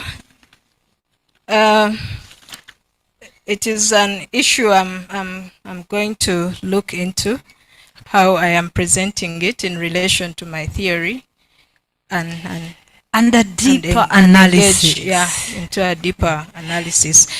Because that deeper analysis may save us from the last section where you put ethnic negotiation. Because you see, this is your topic. You cannot afford to bury it in one little section somewhere. Okay. Thank right. On page 79, what are the implications of the relationship between the immigrant Bakiga and their original homeland?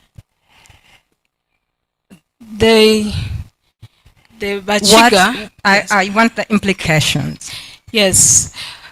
It is to really continue having a sense of belonging there. to their original homeland, because when they come here into the multi-ethnic community, a number of things happen, and there are changes that are continuing to happen. So the reassurance of we are still Bakiga, they get it from going back home. In fact, I had some interviews where the participant told me that even when I hear a Chiga talking, I feel happy. So going back home makes them have that complete sense of belonging. Exactly, Pamela. So I read these aspects of idealization as a way of maintaining identity.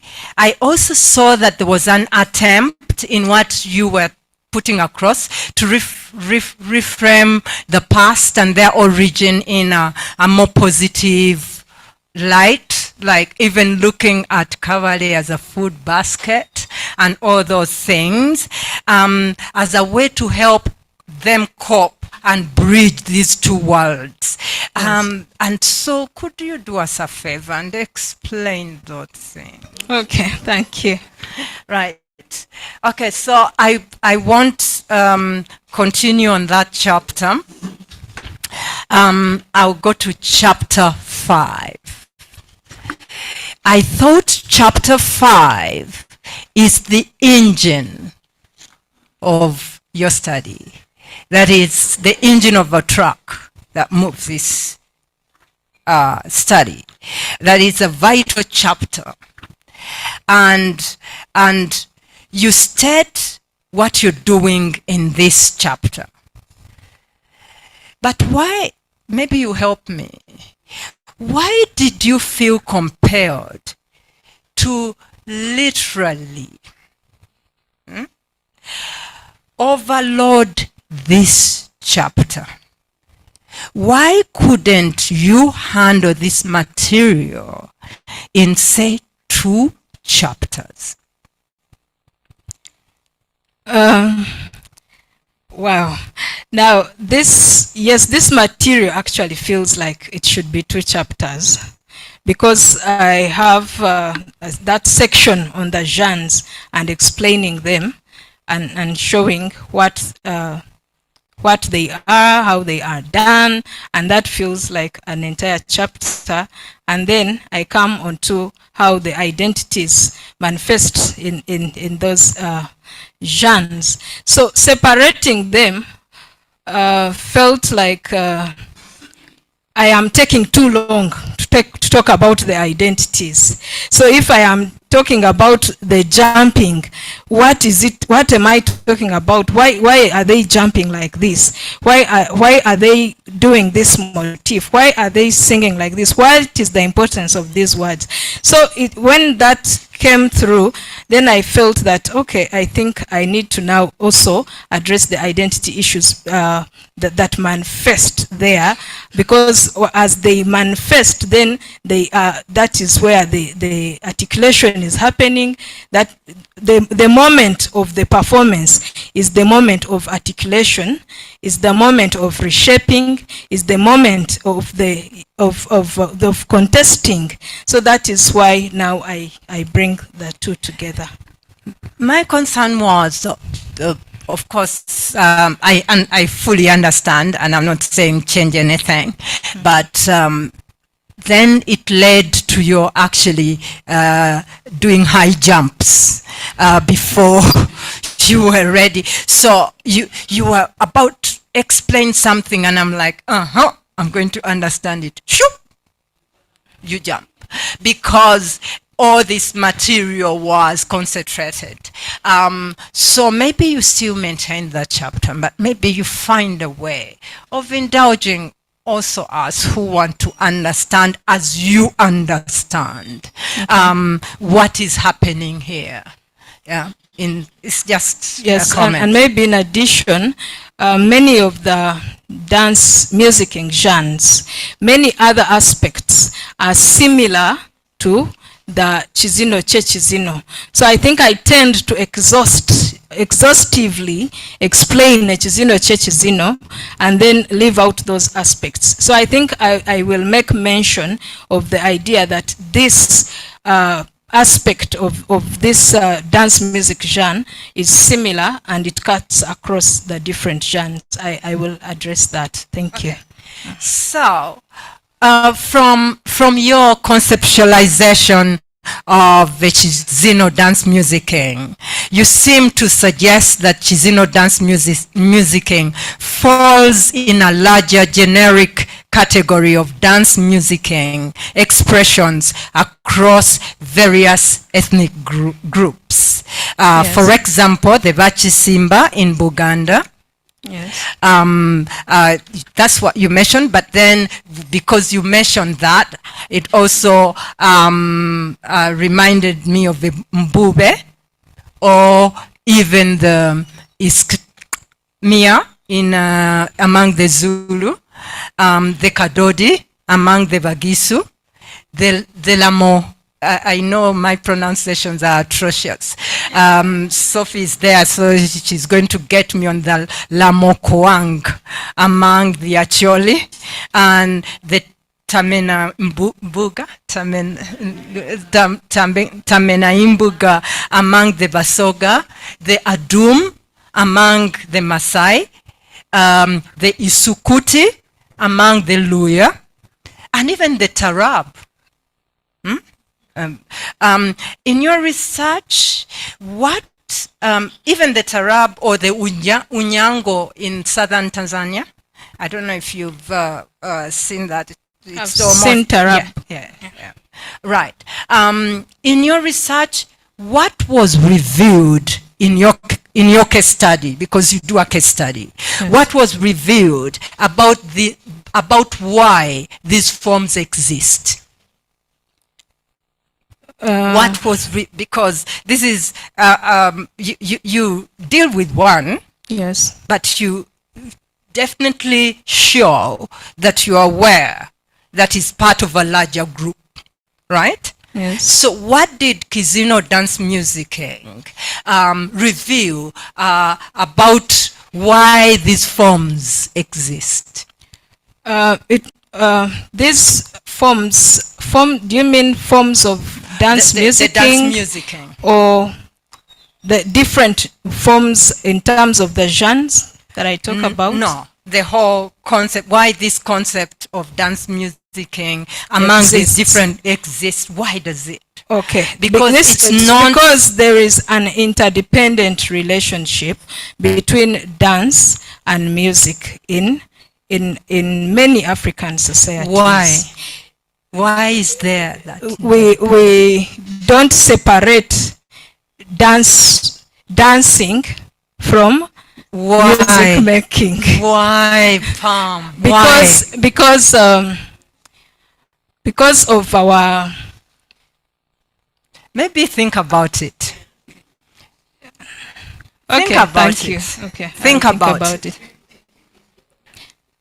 Because I think it's a very good point to frame your study. Okay.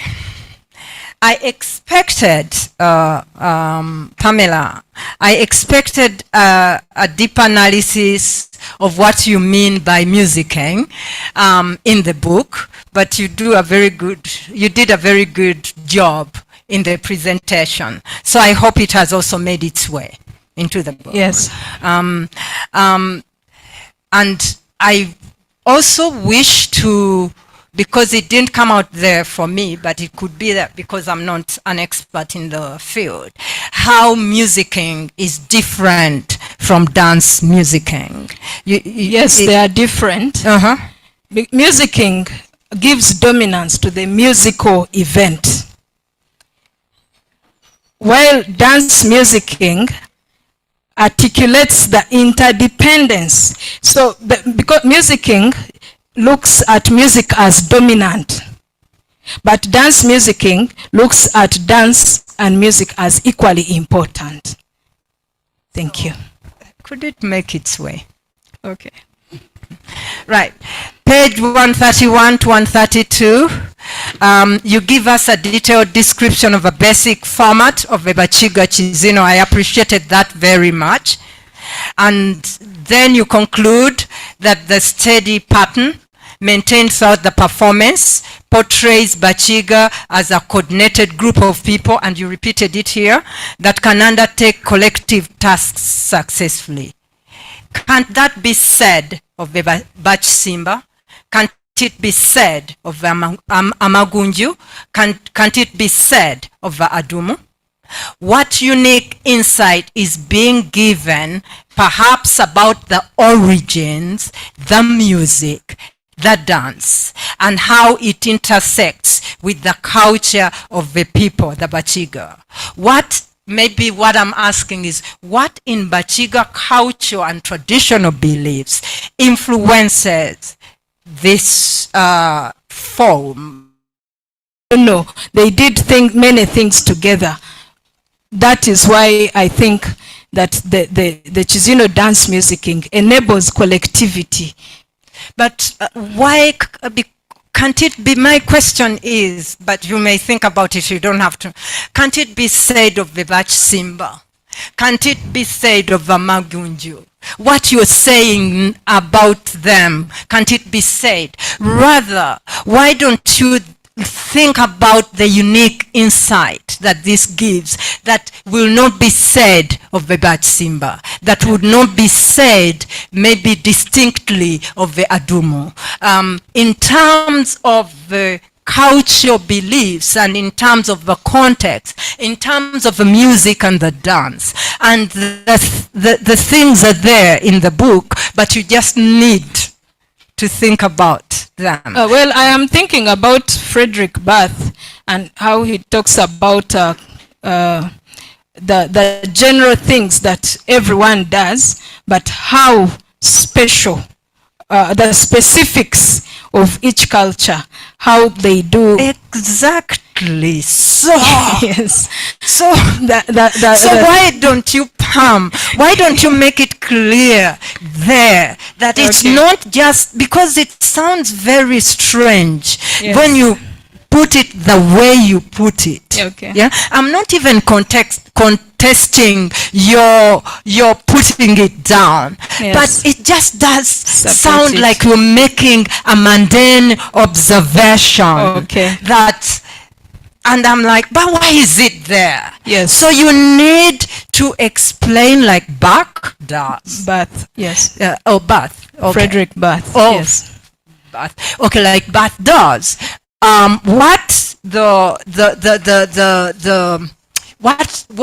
this generic thing is so special to this particular group? Yes. And make it, the problem also was, that's why I asked you about subjectivity. Yes. You deeply know these things, right? And you assume that because you deeply know, we deeply know. Yeah? Okay. But we may not. Yeah? So you need to analyze for us. Okay, and make thank it you. clear.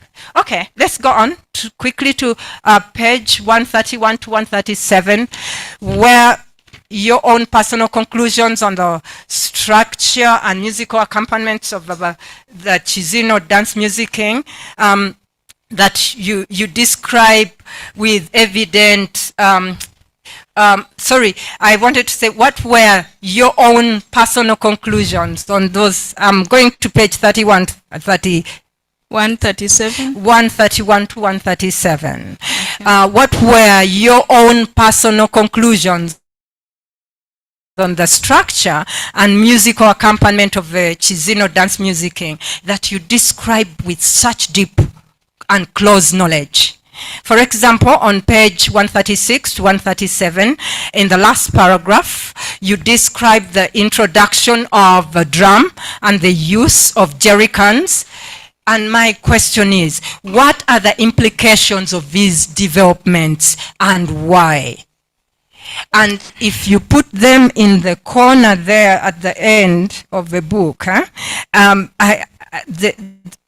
as a reader, I want them here. right? Okay. What are the implications? Could your theoretical framework have helped in this analysis? For example, does the costuming articulate Chichiga identity in what way? Yeah? How does it recreate the geographical place from which they come? How does the intersection of cultures affect the current performances? Okay, thank you. This relates, I think, to continuity and change.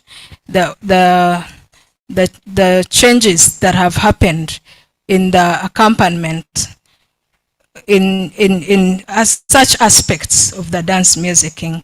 There are a number of changes that are affected not only by the fact that they have migrated, but other changes in society.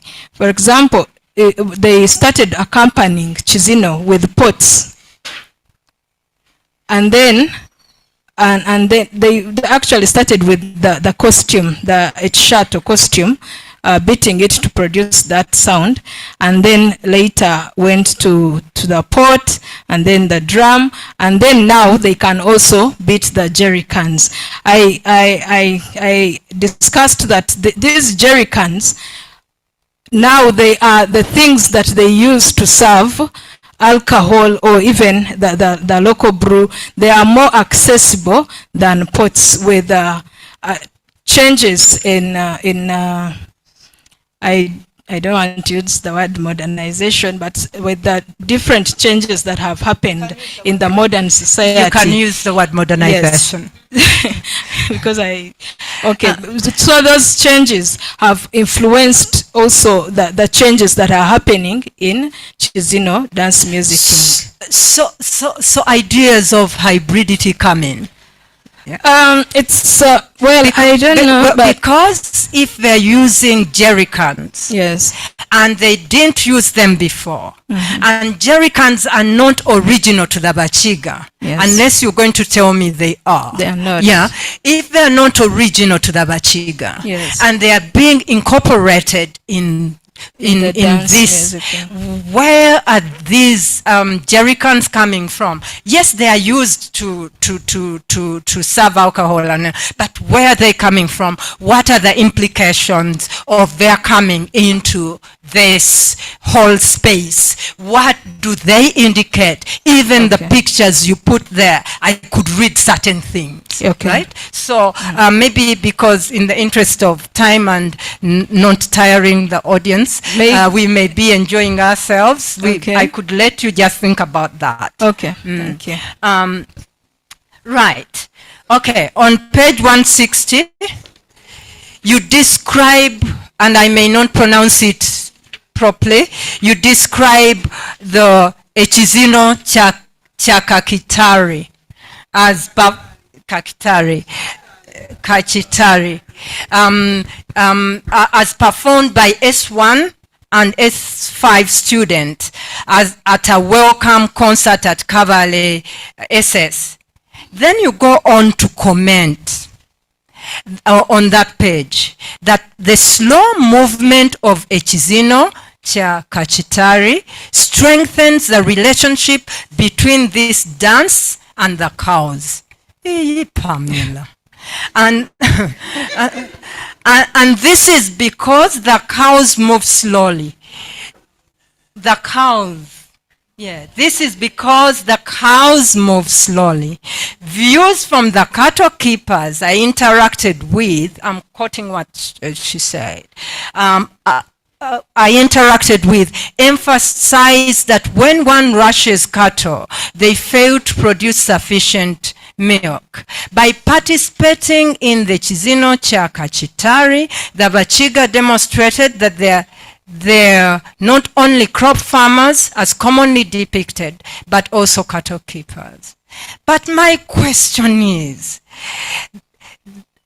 that does this dance is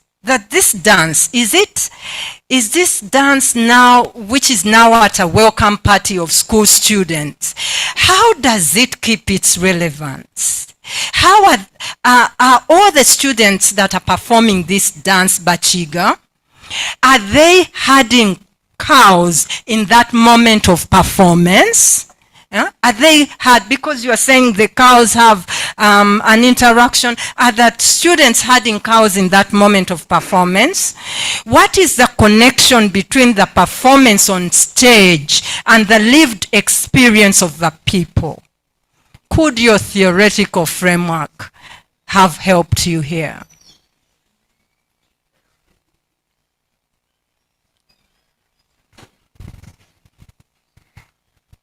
Okay, thank you, Prof.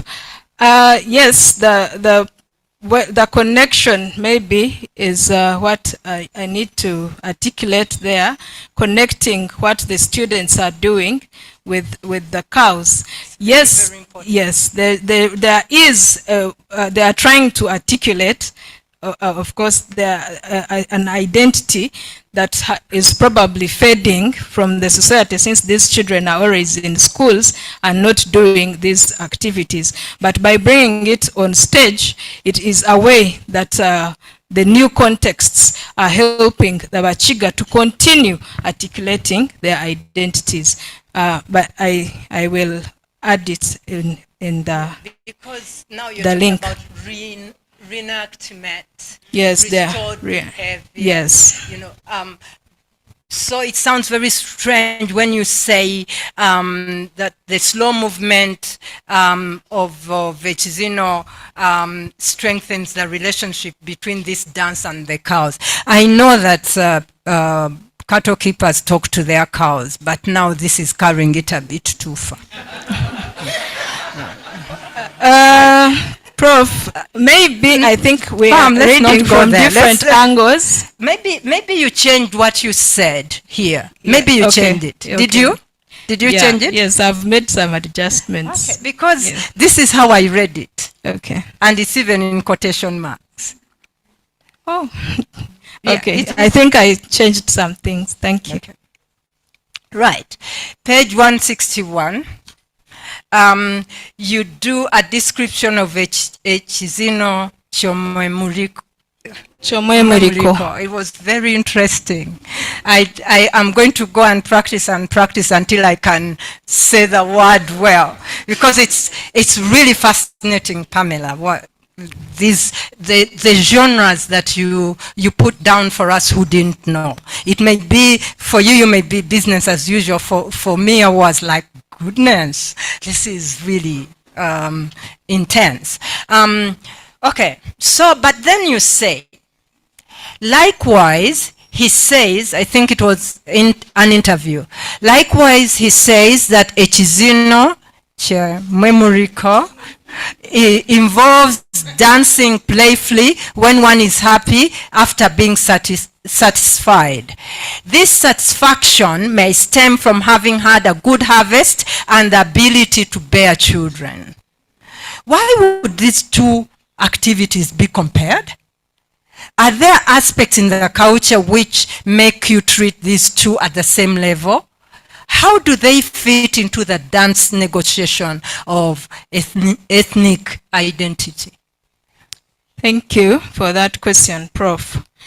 Now, the word satisfaction, I use the word satisfaction there because I know that's not what you're asking for, but it leads me to explain why the Bakiga, why I am putting these events together.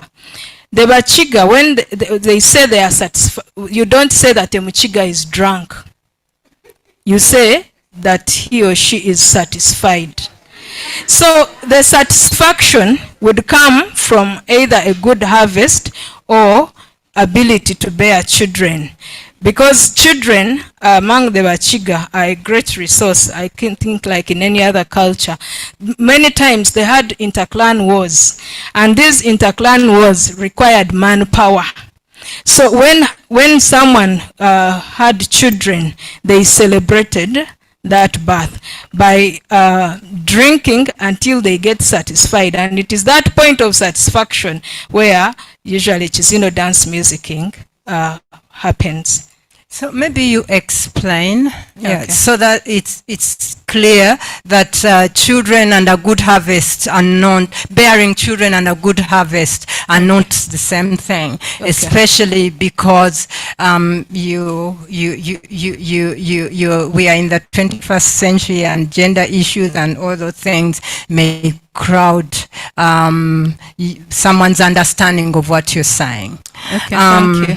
And also, just page 177, I don't want you to go there, but you ask a question there that I thought you should answer. Let's go to, yes, the description of a performance context, which you did very well in the presentation here. On page 182, you present the lyrics of Nanyanonga-Tamusuza. Nanyanonga-Tamusuza. Yes. Zahiga. Yeah. But The other day I also got you saying Kalulu instead of Kalulu. Yeah. Right. Right.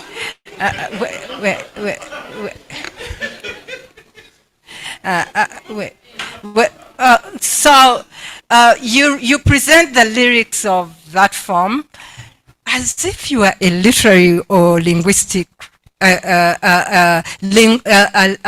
linguistics researcher or a linguist. I was wondering, because before you acknowledge your music background in how you approached the analysis, here you give us these without even explaining to us the context of why you give them bare like that as song text instead of lyrics with melody and things. So I knew you did it for a reason, but the reason wasn't explained. Can you explain the reason? I was demonstrating context, and I think with this particular song text, I was explaining something to do with how clans gather during marriage ceremonies. So the text was important at this stage because I say in marriage context, different stages of the marriage ceremony require different texts of dance songs. So I was really trying to address that issue. So if when the clans have gathered at the time when the groom has arrived, this is the kind of text they would use. When we are, say, giving away cattle, this is the kind of text that is used. So the melodies at this stage, I felt they were not really going to communicate anything beyond what the texts were communicating. So could you just then explain that? Okay. You explain it so that we know. I mean, not now, but you have already explained it, but in the book. Thank you. I don't want you to answer this, but I was very curious. Luckily, it was somewhat answered in the presentation, why there was a section on political rallies in that as a chapter. Context, yes, it is a context. What does it add to the main argument as it stands in the book? Okay, it is it's changing contexts, because one of the issues I promised to talk about is the contexts of performance. Where is Kizino Dance-Musicking performed? And political rallies are some of those spaces. Now, because these Bakiga, some of the contexts where they would have performed, some of them actually are no more, or have so the spaces that are available for them to have such performances are those marriage ceremonies, and political rallies are some of the spaces where they perform. Maybe it's they are usually invited, and I think this was probably done, especially in the earlier years. It's not like they are not doing it now, but they would invite them to perform. They used to be invited to perform at different political gatherings where politicians had come in the area. I think to increase the awareness of this, the new community within the society, and also as a way of inclusion of the immigrants with the other societies. So that's why I think it's a context. So can you explain that so that it doesn't look like it's just hanging there? Okay. Yeah. Right. Okay. Let's wind this up. Just really three more critical questions. You have argued throughout this study and even in the presentation that music and dance in this context and in a larger context of Africa or even Uganda is interdependent. But you also argue very specifically that it's interdependent in the Kizino, right? Yes. The Kizino dance-musicking. Yes. So why do you, at the point on page 192, why do you separate the dance and music at this point while you are making an argument for negotiation of our ethnic identity? I have already addressed that, Prof. Okay, sorry. I didn't know. Yes, you didn't. I saw it also when I was revising my So book. you have also addressed the use of place names, because you are talking about Chevgo. You know I'm very interested if you have followed my work. So as the place names as a way of evoking memories of their home. Okay. Yes. Okay. Yes. Right. Okay, then finally,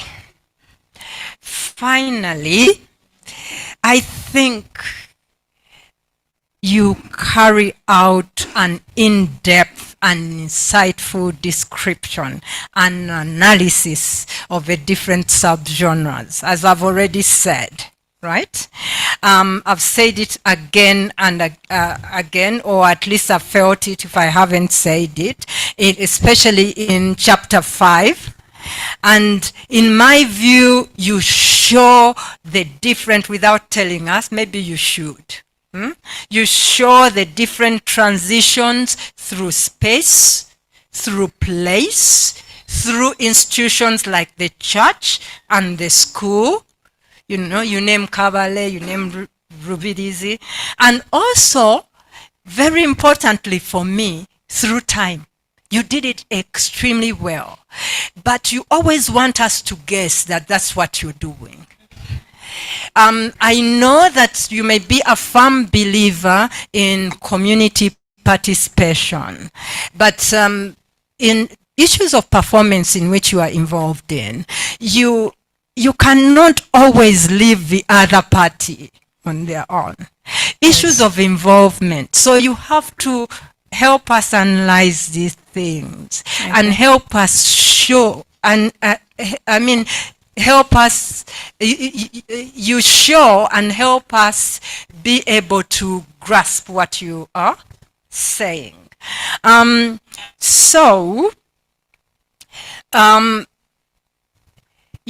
You did a very good description of these forms. I just want again to ask, I know you have said it, but I just, as a way of winding up, I just want again to ask, why didn't you stop the analysis at the level of showing us what Kizino Dance-Musicking offers?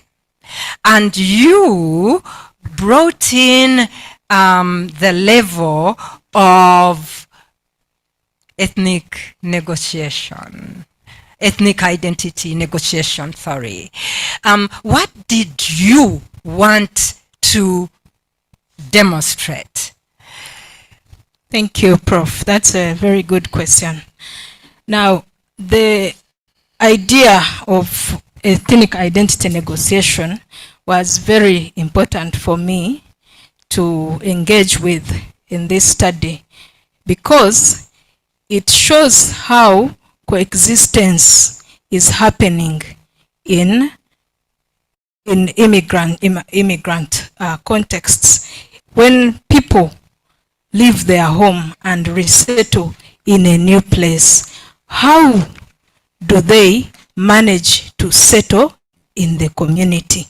So for me, I feel that understanding the idea of how Bakiga immigrants negotiate their ethnic identity enables us to get information that can be used even when they are working on policy to do with people who have resettled from their original homeland. And I still use the word original in quotes, because when they reach in the new home, they have to keep showing that they are different while also trying to get assimilated into the community.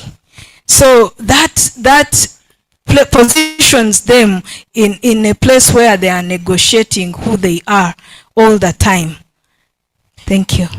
All right, then, so this is the final, and I mean final. This is the final. Can you briefly tell me, what are the general issues in the study that are informed by this very specific example of Kizino dance-musicking among the Bakiga immigrant communities? The ethnic identity issues, right? What are the general issues behind the study that are informed, the general issues informed by the specific use of and description and analysis of Kizino dance-musicking among the immigrant? So you have this, what I'm asking is, you have this specific example. Yes, right? Yes. Yeah. And you do a great job delivering it. So I'm asking, are there any, maybe let me rephrase it, are there any general issues that are significant and crucial that you can say 1, 2, 3 general issues that come out of your intense interaction with Kizino dance-musicking forms and how it negotiates ethnic identity? General issues, meaning issues that cut across, that could be used in other contexts other than this. Yes, thank you. I think understanding issues of inclusion in immigrant communities is one thing, because it's not only these Bakiga in Rubirizi who are living in a multi-ethnic community. So I feel that the idea of people trying to express who they are and show to the world that we are here is not just them feeling that they belong, but also to say, here we are also there. We are part of the community. Much as we are not original inhabitants, we are there. Then another thing, I think this study has provided information that helps us to not just look at, many times I think in our country, the government probably might look at just the land question. People don't have enough land, they are fighting over land. But without thinking about the idea that now these people are going to a new homeland. When they reach there, what happens? What are the after effects of migration? Thank you.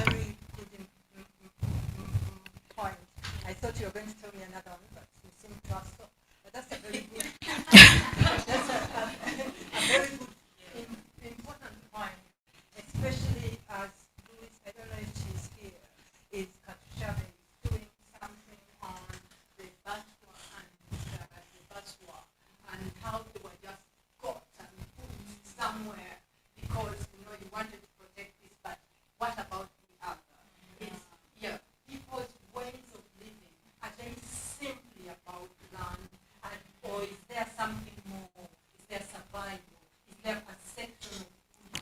True.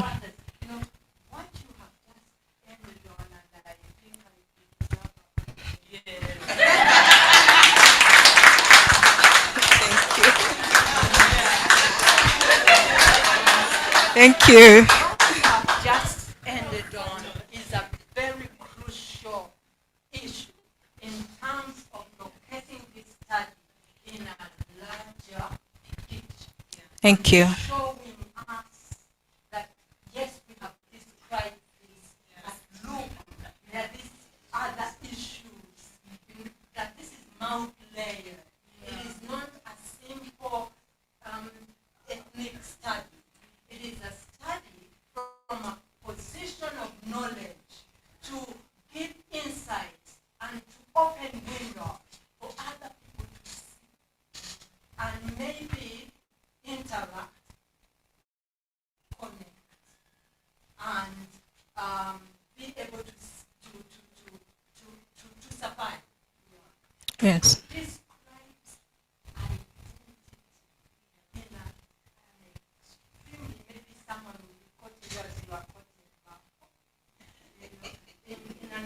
In an extremely precise and deep way. And I hope it shows its way in the Thank you. Thank you.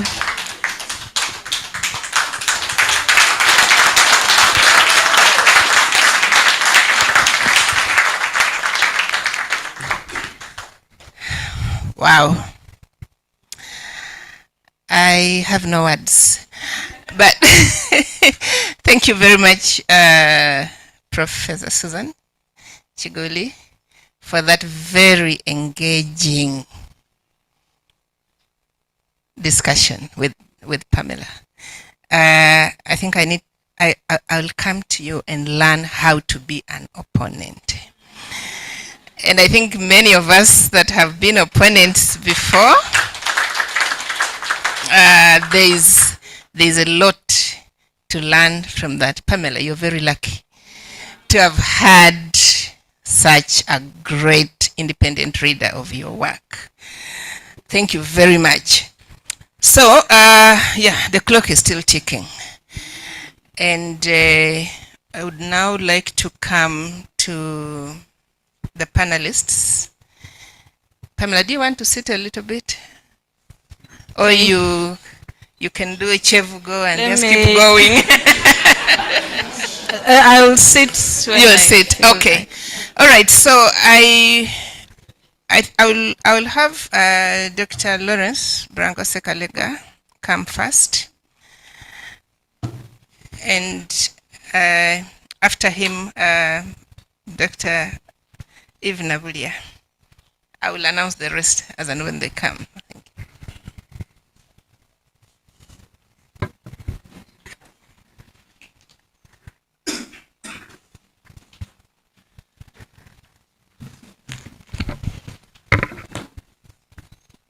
Thanks, our lovely Dean, and good morning, everyone. We are still alive. It's still a morning, so let's don't get tired. Pam, I want to thank you.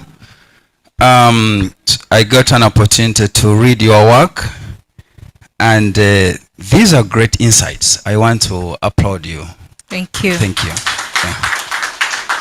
Especially you brought us closer to Bakiga. Some of us are going to soon be reincarnated, maybe, into new human beings. Yeah, so I appreciate that. This is a great work, well written with a great detail, very intuitive and very great insights, and especially do a great job with explaining the Chichiga identities. I love the specificity with which you articulate the language, clan systems, the dress code, and all those other elements within that identity conundrum. So thank you very much. And also, I'm a musician. I also want to applaud you for engaging us with some musical excerpts in the book, but also for demonstrating it live here. Thank you. You bring the work to life, so that's great. And Also, I want to commend that you are, I think you are, as an insider, I know from your positionality, which has been talked about here, I think you try to position yourself so that the subjectivity and biases do not come through quite as offending, but as actually as additives to the contribution. Now, I have two things to just, one is just a comment and two are questions. I'll start with a comment. You don't have to answer this. It's a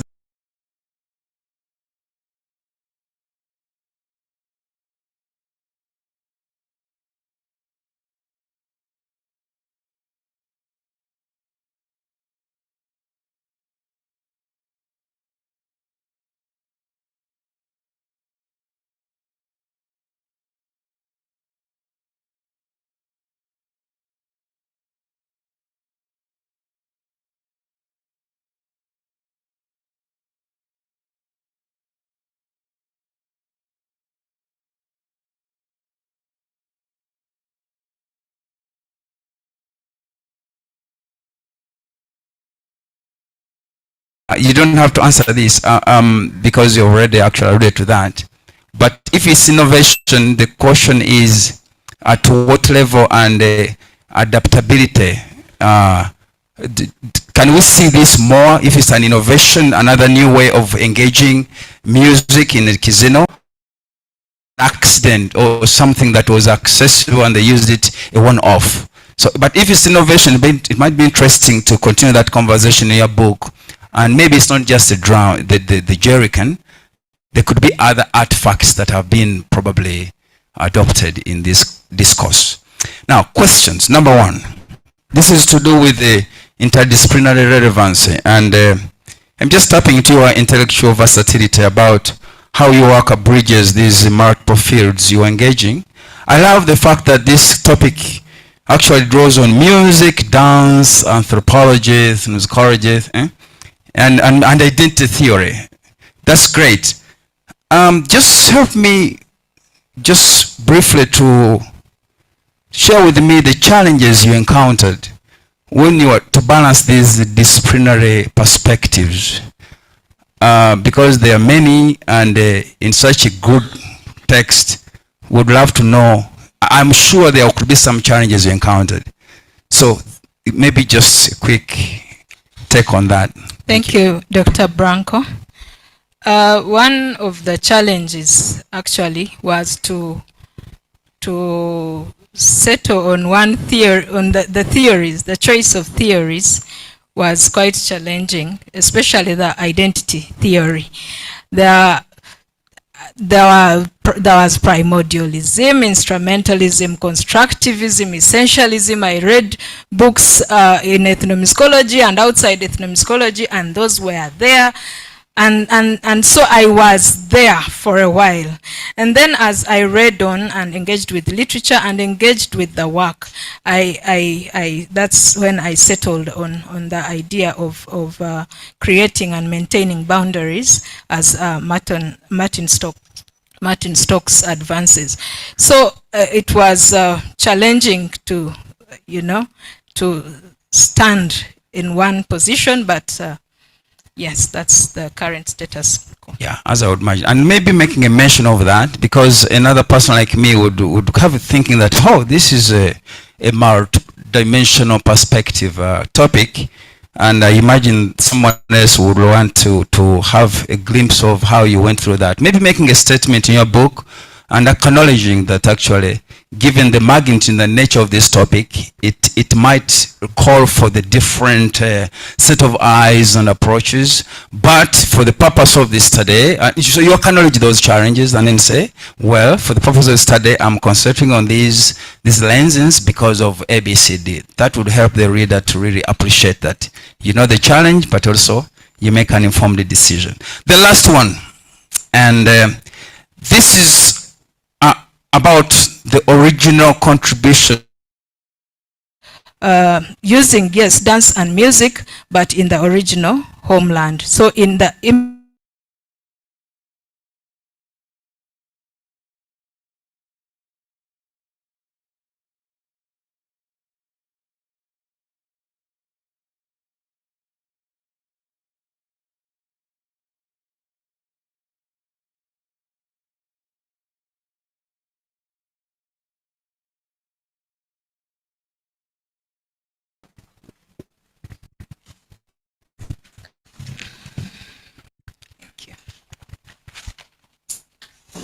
Yes, good afternoon. Pamela, congratulations. Thank you, Doctor. This is the great work, and you've done, commendable work in describing the Kizino dance, and I know as if I'm a Mchiga. You really did a lot of work. Thank you. But just two questions. I have about 5 minutes, so then that's how I have to be, Okay, so to begin, now my two questions are actually very related, and they might give back to other sub-questions. But now, what is the significance of your study in the greater context of sustainable goals? You don't have to answer me if you don't have a ready answer. Thank you. The idea of I think SDG 10.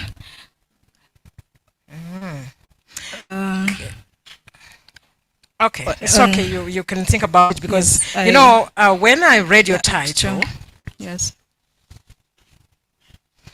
When I read your title, I just got an impression because you talk about negotiation of identity, and I was thinking, okay, and I thought maybe you wanted to think of in line with goal 11 and 16, sustainable communities, and also escaped peace. My mind. It's 11. And also peace. I wanted to and now, if that was that, conclusion. if I didn't misread, then that would have shaped the analysis.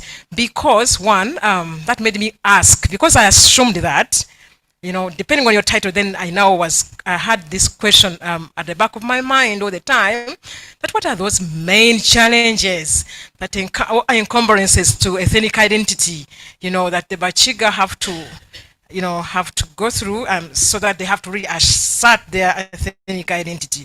What are those main ones, at least two?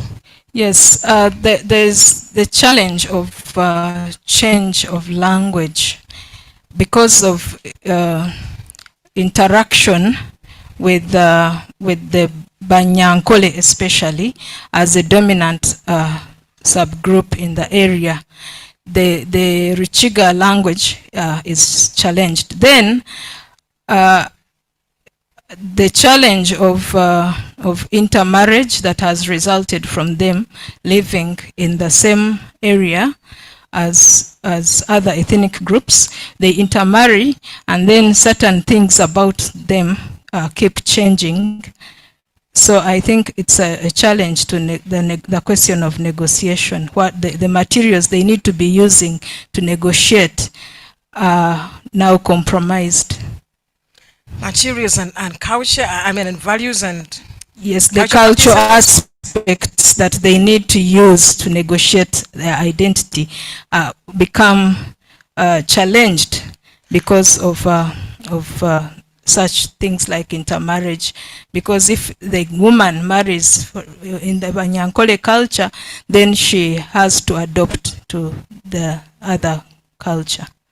Okay, thank you very much. Now that one always leads me to also wonder, what are those 2 or 3 aspects of the Kizino dance that are very crucial in this negotiation? The negotiation. The song texts are very crucial. The dancing itself, the expression of their energy, the expression of their occupation in the dance movements and motifs are very key aspects. And then the structure of this dance music, I believe, are very crucial in articulating the identities of the Bakiga. Thank you very much. I also thought so. But now, because I questioned, it means it wasn't articulate. And now that made me also question why we would have, because we have all that in one chapter, and it's a menu. It is the menu. We come, waiting to eat of that, and we do not find anything. So it looks like it is relegated to the peripheries of your dissertation. And I was like, okay. So I was wondering, what harm would it do then, if chapter 4, if the initial sections of chapter 4 you know, for instance, from 4.1 to 4. Maybe 4.4, if that was deposited interest section on background to the study, to now give a more prominence to the actual, maybe the relationship within the host communities, so that we highlight the challenges and encumbrances to ethnic identity. Now that would now bring it closer, so that your argument is seen growing at that level already. And then I was also thinking, so it wasn't, so I even tried to say, oh, suppose for instance we had that chapter 4 maybe began at level with 4.6, the prevalence, the prevalent identity, and then we go maybe to 4.52 on the identity in the homeland. Then now we even think about maybe among the immigrants, identity, you know, how they negotiate, their relations amongst themselves, which is 4.53. Then now we then come to 4.51. The relations with host communities, and then I would now see more of the encumbrances to their identity, so that now I know how what they need to negotiate against. And I was wondering about that. And so, but yes, so I think that was really important for it to come through. And so finally I was going to say that, well, yeah, what is that most significant, you know, what is that most significant gap that you found in the literature that you, about identity and ethnic negotiation? And you don't have to answer if you don't have a ready answer. Thank you very much. Thank you, Dr. Eve. There was a gap, about ethnic identity and music.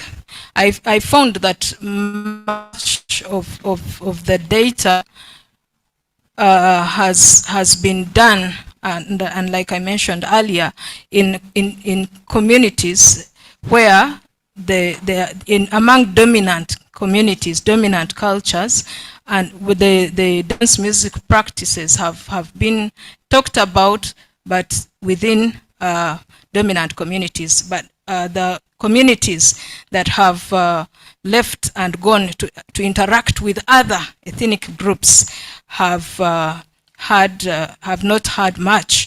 But there are some Western-based scholars that address that address some of these things, but because it's a different context, I thought bringing it here would add value to scholarship. Thank you very much. So just the last comment is to strengthen the way each of the aspects of the dance, like the structure and the actually the music accompaniment, and then also the costume, how each of those ones negotiate identity. Thank you very much. Congratulations once again. Thank you very much, Doctor. Thank you very much, Dr. Nabulia. By the way, Dr. Nabulia is head of Department of Literature. So having very close conversation between Pamela's work and scholars in literature. Indeed, interdisciplinarity here. Okay, I would now like to invite Dr. Richard Kagolovia, and Dr. Milton will come after Dr. Kagolovia.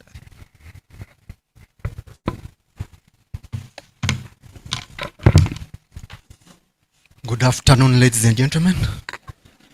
Yes, Pamela, congratulations upon getting to this level. And the same way I also congratulate the supervisors, Professor Nannyonga-Tamusuza, Antonia, and Professor Ntangaare, for leading you up to this level. I know it's not always simple to get to this level. Thank you. And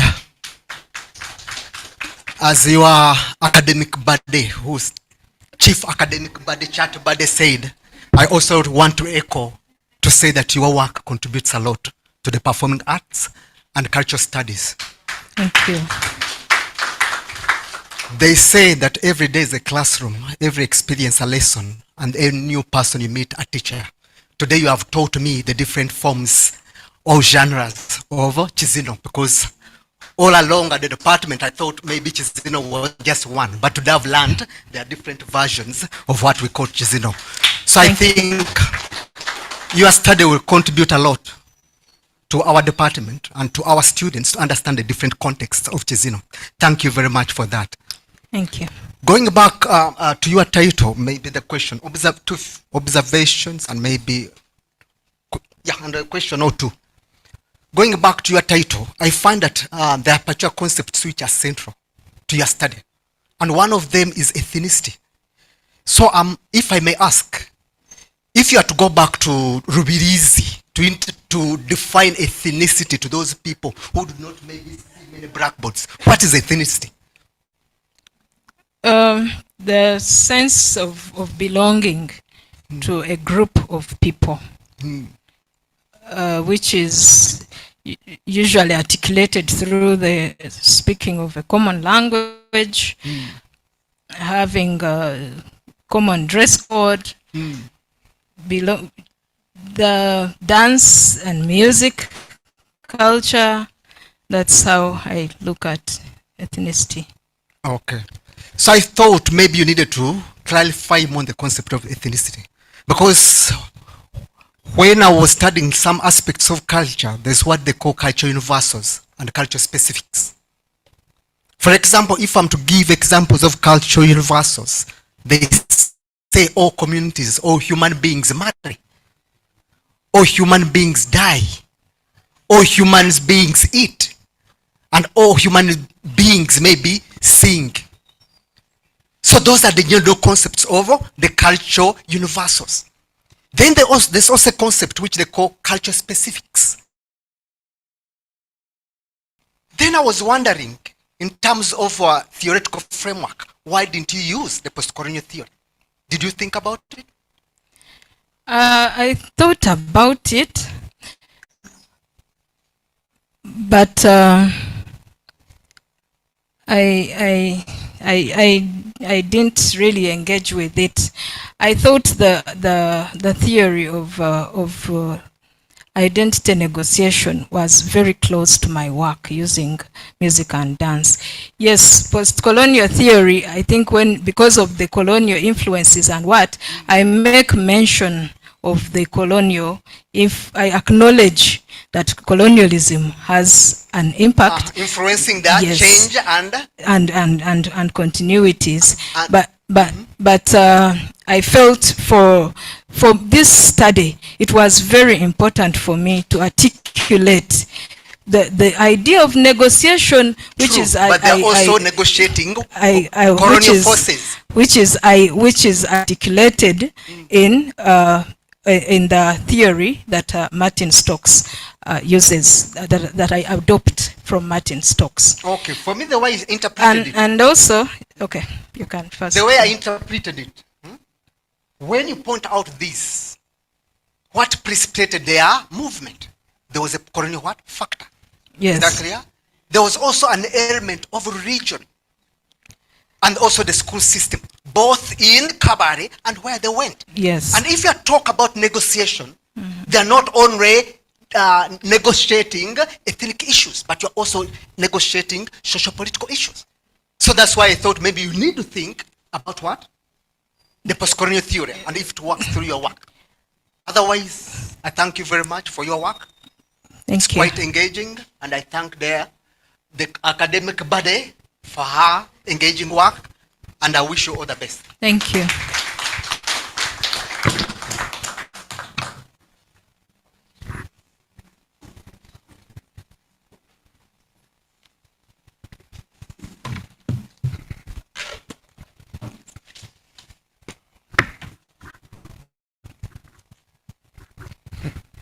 All right, good afternoon, friends. Good afternoon. And congratulations, Pam. Thank you. For this far. Of course, I come from a music background, just like yourself. And one of the striking things that struck me reading through your work was the topic talks about music, musicking, but there's very little music in the work.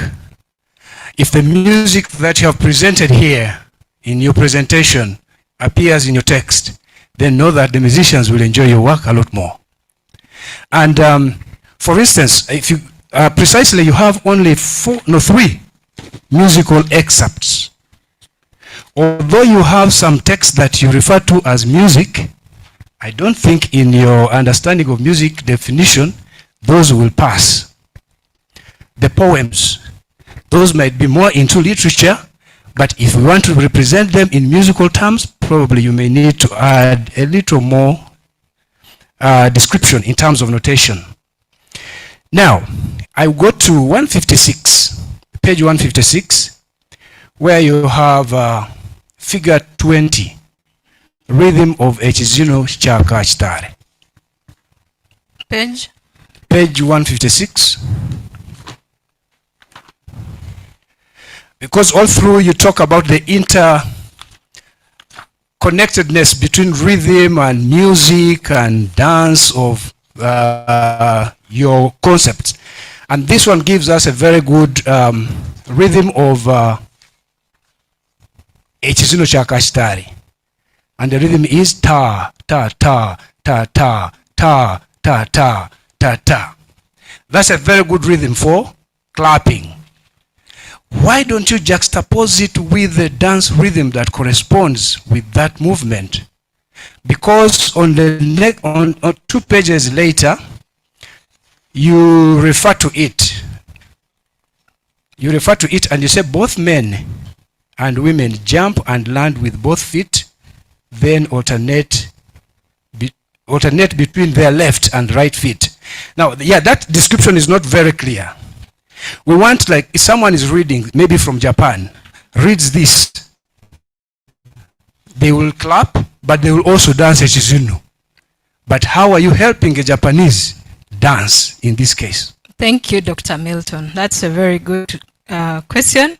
And that's why I provided a YouTube link to demonstrate. Because one, notation is not necessary. I use it, yes, because I have done Western music scholarship, but it does not exactly communicate well to the African.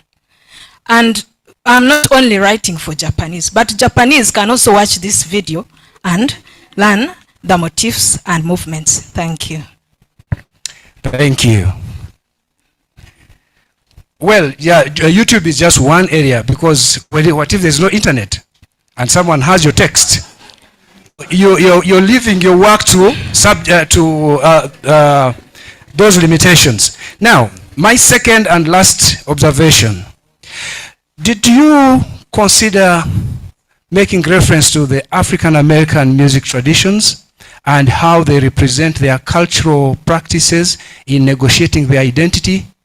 Because they're also like an immigrant community, how they use music to kind of negotiate their identity, and how would that relate to the Bakiga in Rubirizi? What can you kindly point specifically? Like, did you consider making reference to the African American music traditions? Like, you know, Negro spirituals? Negro spirituals, rap, like jazz, all these traditional, which are attributed to African Americans. No. But I think they would have something to inform into your study, how they relate. For instance, you did a chevugo here. Yes. And I know you teach rap. Yes. So the way you teach rap for African American, how would that relate to a chevugo of a Bakiga in Rubirizi? And maybe that can help an international reader make some... That is probably something I can consider in the next study I do. Thank you for that insight.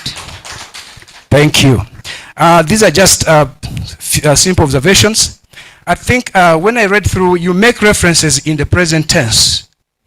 And somehow in scholarship, that might not be exactly accurate.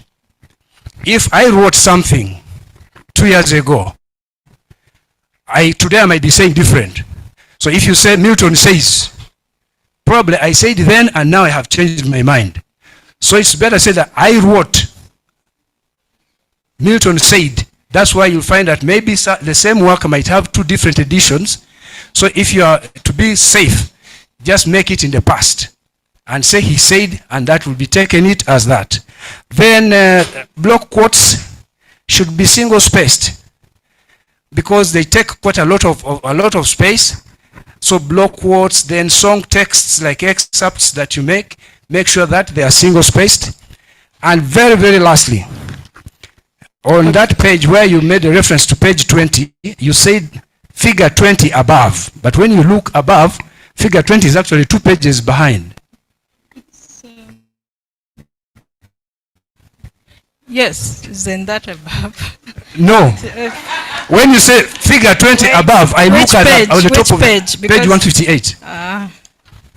When you say above, I look for above the page. But if it appears 2 pages earlier, then that is probably not correct. Okay, I'll Thank you. correct that. Thank you. Dr. Wabiona disappointed me because I expected you to jump from there. I don't know if that is a chevugo, a chitaguriro, or I didn't expect you to just come walking like the cows. But thank you very much, Dr. Wabiona. Okay, so Pamela, she's a Mchiga. Okay. No, you're welcome to take a seat if you want. This is really okay. You don't have to stand all through. I think if it's wanting to see the Chitaguro, we have seen it. So please sit and thank you. Okay, so I have Dr. Nicholas Sempija, and then Dr. Marco will go last since you cite him a lot. So that he will come and take you to Bududa. Dr. Marco, I'm not discriminating against you.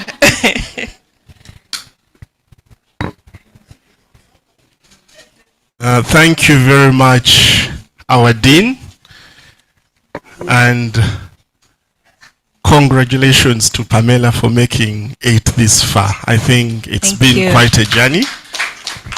The resilience and determination to complete is quite commendable. And I also want to thank the supervisors,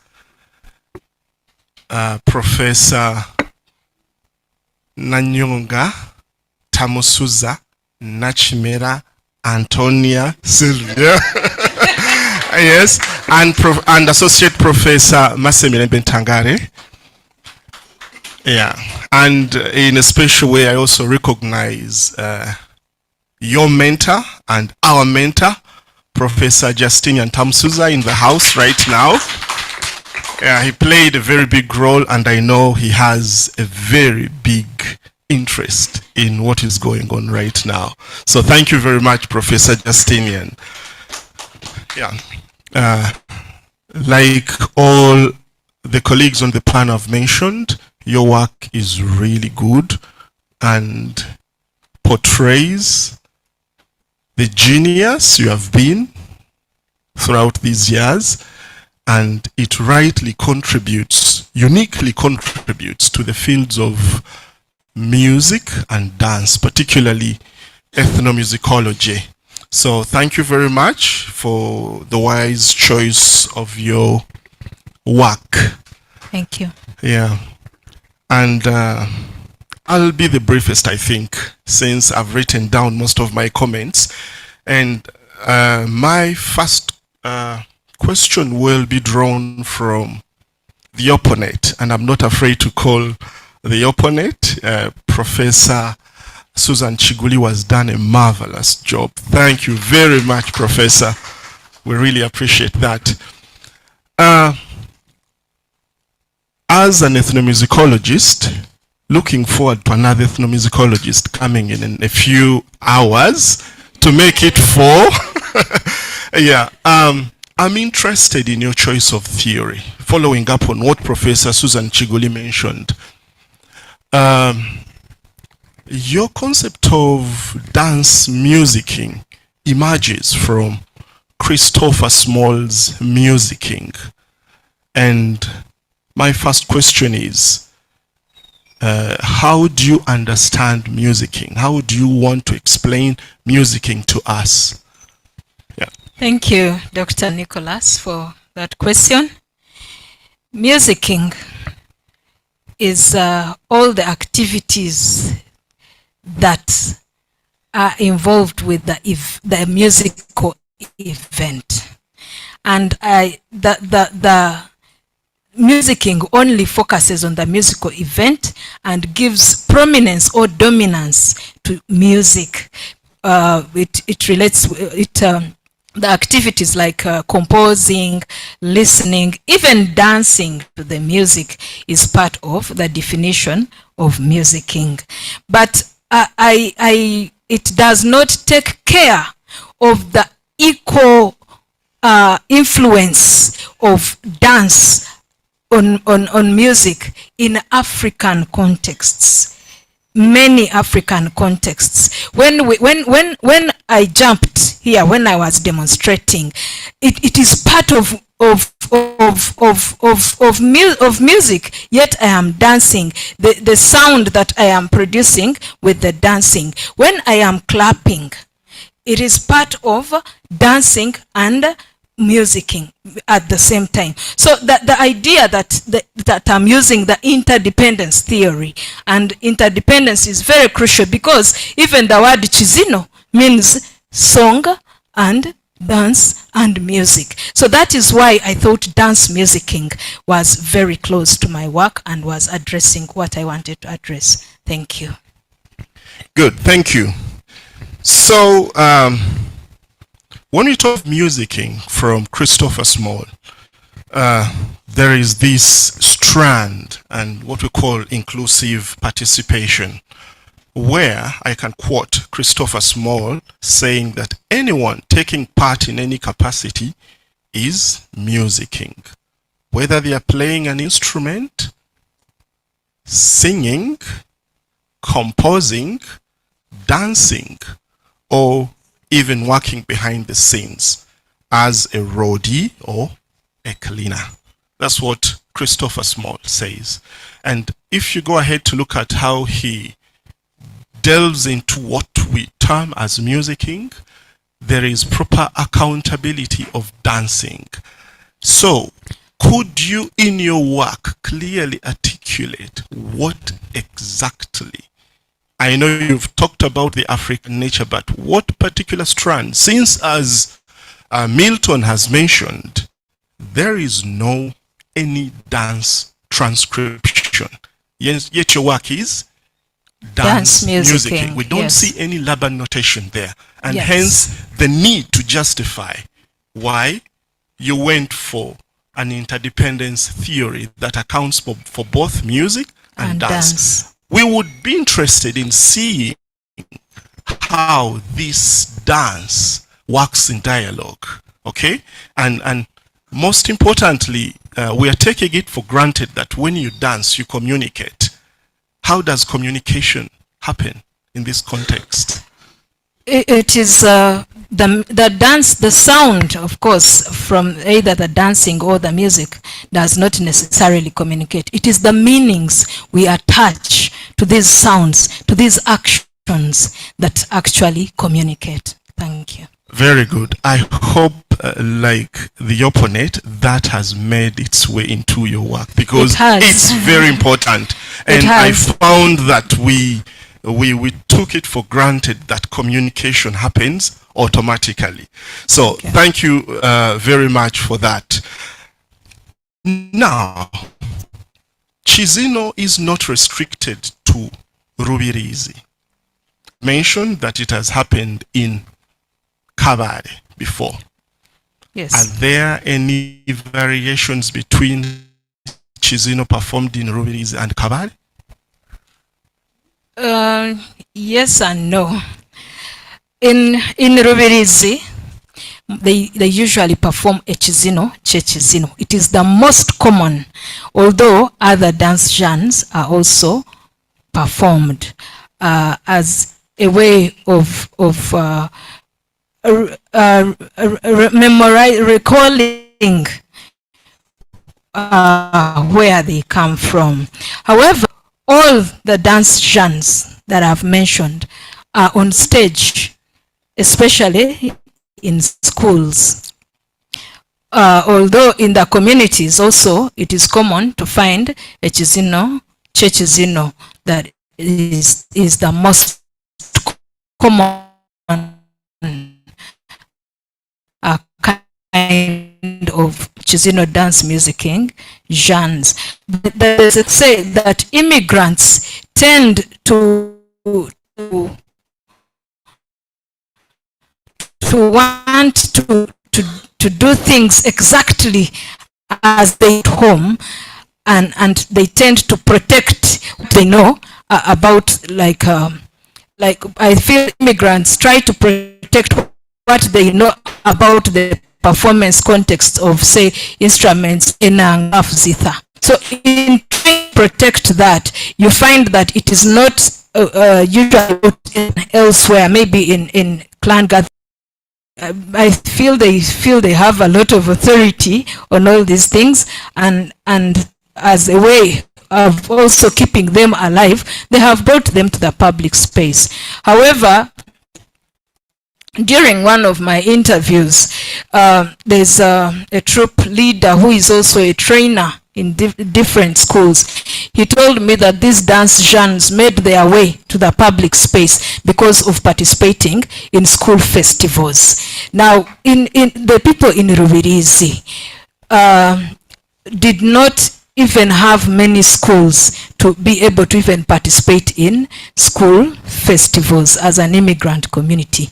The schools that were there were far from them, and even when they went there, they didn't have that laxity of being creative, bringing what they think is something that is that should be even kept away from the public to the others. And remember, when the people bring these things to the public, they are not just bringing them to Bakiga, they are bringing them to other ethnic groups.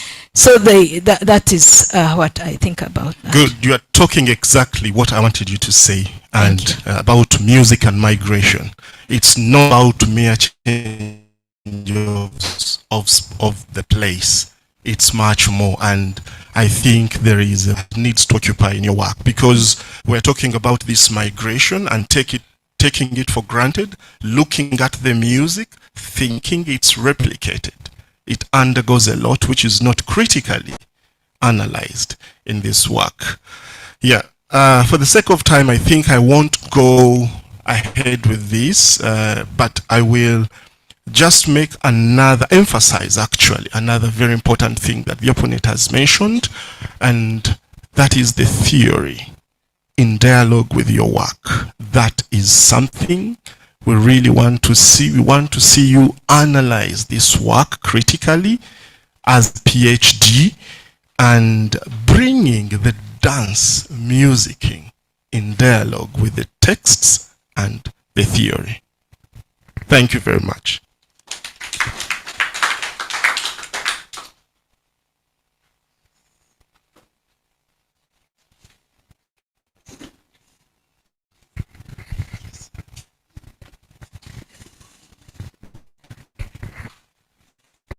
I know that Dominic didn't want me to say anything before he comes to take you to do that, but sorry for the interruption. Very well.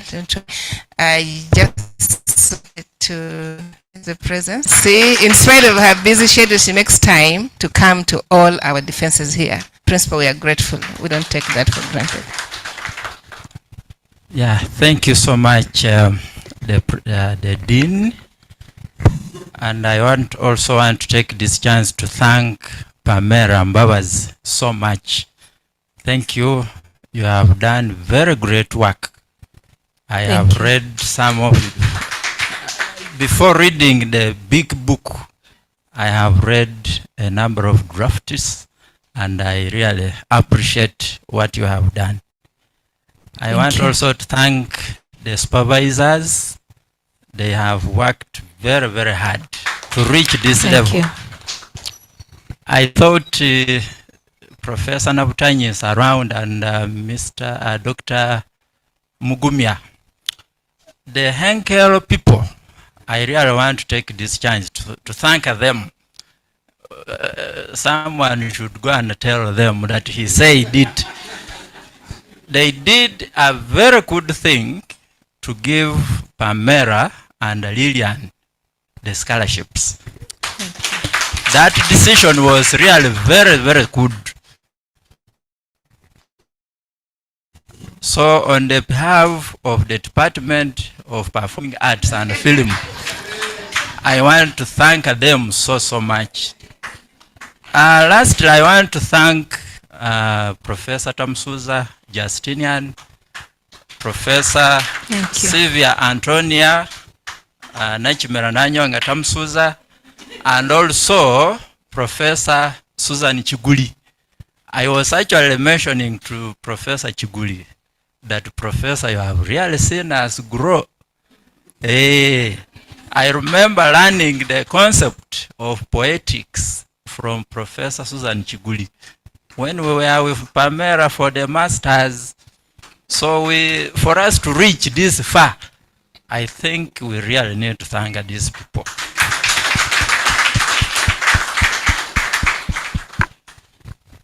All my questions have been asked. But I want just to ask one and a half questions. And I want to begin with the half. I know most cultures have certain constructions about women.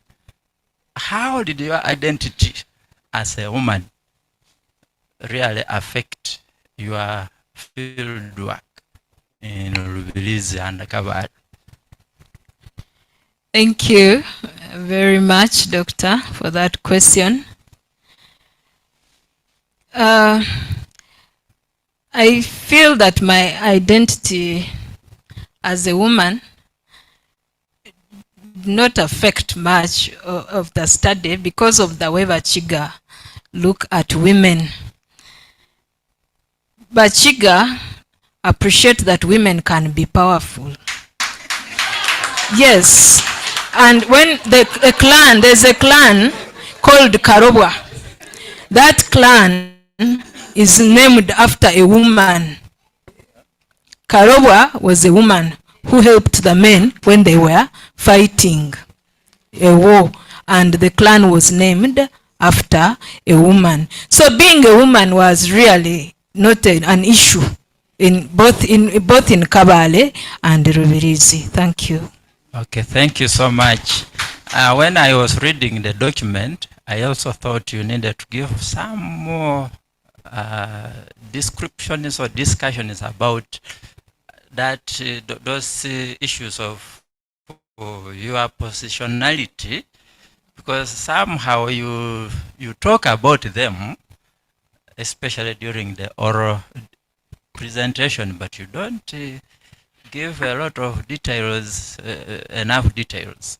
And finally, the theory of continuity and change. You talk about some aspects changing, but others having some continuities. I'm interested, why are these people trying to maintain these continuities in the culture, in some of these musical aspects? For example, rhythm. The rhythms of these songs are the rhythms which they brought from Kabale. So why are these continuities still manifesting? Thank you very much for that question. This they help them to continue articulating themselves, who they are, because it strengthens their sense of. So by continuing to do certain things, they feel that feeling of home. It keeps coming, and this is what they're using actually to negotiate, to say that here we are Bakiga, and this is how we present ourselves. Thank you. I actually asked that question because I wanted to hear you say that statement of saying they really want to continue saying that this is we are the people. Thank you so much, Pamela. Thank you. I think you have a very bright future as an academic. Thank you. So I thought, thank you very much, Dr. Makwa. And I thought you were going to say that they keep saying that because they're saying we are the Bakiga nation. Okay, so, okay, somebody asked me if this defense is supposed to be an alufenya. And I said, well, Nalfenya is also part of the process. It shows you can actually walk through Nalfenya and come out smiling. Okay, so we're now opening up. From the panelists are done, and now the public, those of us who belong to the public, can now ask questions or make comments. Our audience online, if you have a comment or a question for the candidate, please raise your hand so that we can give you a chance to do that. Okay, so I have two hands on this side. Let me borrow your mic.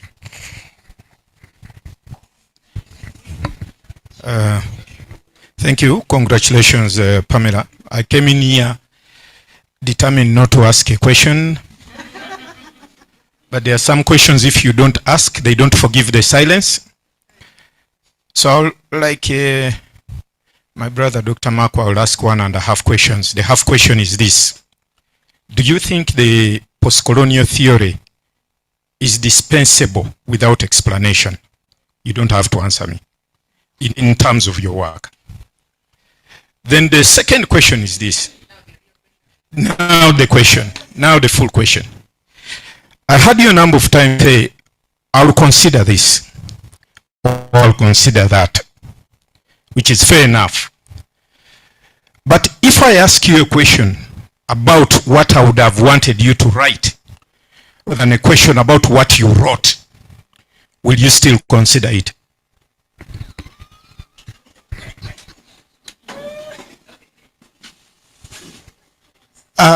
Mine is just a comment, like in a spirit, like my senior Dr. Makwa stood at that podium and pronounced our family and applauded those who have made this family. Mine is, I'm congratulating my young sister, because in the last 3 decades, we only had 2 PhD from our department studying from this Makerere. Now in this 1 year, we have 3 PhD. And I'm challenging you to compare the experience of studying performing arts in this culture that do not respect performing arts as a scholarly and academic discipline.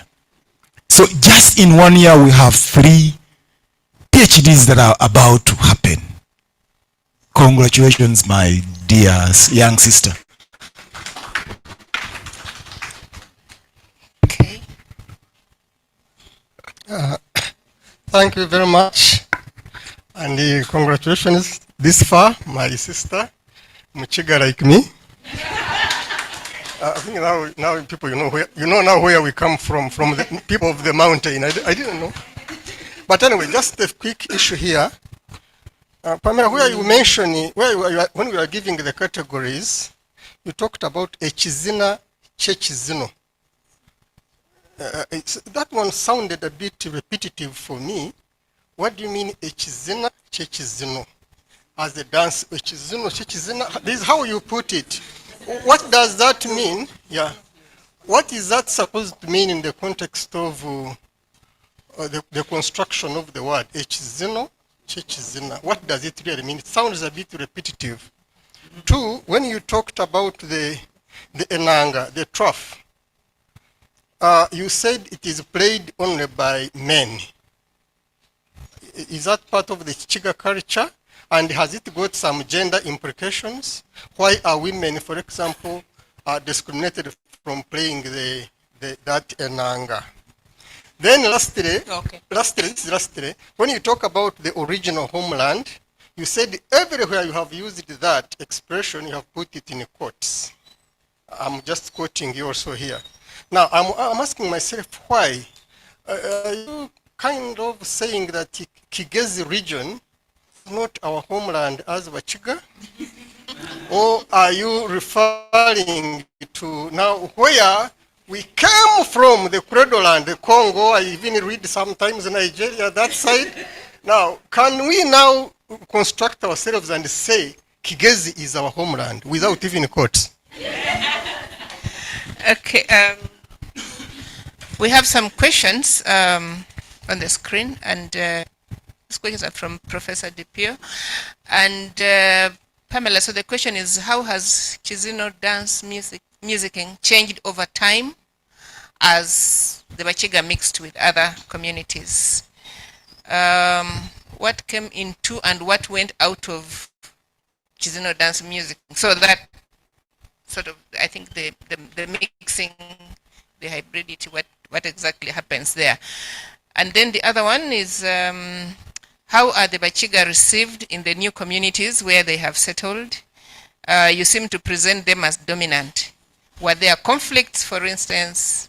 Everything seems quite, so I think you get that, that's in question as well. Okay. Oh, okay, we have, I just want to take all the questions and Pamela will respond once. Yeah, thank you so much, Pamela. I really congratulate you, including your two supervisors and the critical reader for this very good work, producing a brilliant person who is going to generate a fund of scholars also in the near future. Now, to me, I'm a Munyankore from Mbarara. I mean from Old Mbarara, now Uganda, adjacent to Bunyaruguru, now Rubirizi. And Uganda and Kitagwenda are neighbors. Kitagwenda is, it has many people who originated from Buganda, and so is Bunyaruguru. As you will really find, you will find so many people in Bunyaruguru, and unless you understand them, you will think they are Baganda. Now the question of immigrants comes in, meaning that at some point the Baganda had migrated to Bunyaruguru, and in your presentation you used the issues of language, issues of intermarriages, and negotiating ethnic identity. I was interested in knowing with the complexity of these people and the Bakiga also seemingly taking a big share in your area of study. Did you try to find the kind of etymological concerns of some words like Kizino? Because Kizino comes from the verb okuzena, and okuzena has got different contextual meanings as far as the Uganda are concerned, who live in Bunyaruguru. And I don't want to sound a little bit funny, I mean a little bit, yes, vulgar. But I wanted you to see whether the etymological definition of the word Kizino coming from the word okuzena, having different contextual meaning and understanding depending on different people who live now in Bunyaruguru, and as I've already said, the Baganda being many in Bunyaruguru, how does your study address that concern to avoid conflicting issues of cultural understanding? Thank you. Thank you so much. Good afternoon, Pam, and congratulations. I have a few questions for you, and I must begin by putting a disclaimer that I am, well, a mathematician, but was invited by Pam, but I also love what you do in Choose, so I had to come all the way. Yes, so my question one is, Pam, how did you cater for researcher bias? Where I come from, there are ways we do it. So given that you're from there and you know, you did a design that maybe requires you to also live with these people, how did you ensure that this was reduced to ensure that the findings are objective? The other question goes to your methods, and I'll still ask you to forgive me, but I might have skipped it, but I didn't hear you mention the data collection methods. So I'm so sorry if I skipped this. And I kept asking myself, did you use FGDs? Did you use IDIs? Did you use recordings? And I would love to know so that when I go back home, I tell people, hey, when you're ethnomusicking, we don't talk about questionnaires here. We talk about video recorders. Thank you. Then the other goes to the maximum variation bit. How did you ensure that there was inclusivity so that your findings, on our side we generalize, here you don't, you do case studies, but this also leads me to my fourth question, but I'm asking myself, how did you ensure that there was a maximum variation to make sure that actually identity is as a result of musicking and and those things. Then finally, I'm still interested in understanding, and this I also draw from Dr. Lydian's. They asked her the same question. I was here and I went away asking myself, and to date, I find your work actually replicable. So if you assure me that your instruments were validated, I'm not saying that use our side, but for us, we do standardization to make sure that in future, when someone does a similar study, they can use the same instrument and get, but I know here it's not the case. But it looks like people come from different ethnicities. So I'm asking myself, and I want you to tell me so that when I go back home, I story tell like I learned last time from Dr. Lilia. So how, in your case, how would I go back to say Randis or to Bagisu or what, and tell them that actually you can identify yourself through musicking, given the experience you've had? And to crown it up all, you please help me or teach me the difference between ethnography and phenomenology, because I didn't see your ethnographic, involvement, but I know I'm learning. Involve yourself in these communities to make sure that you actually got the lived experience. Thank you so much.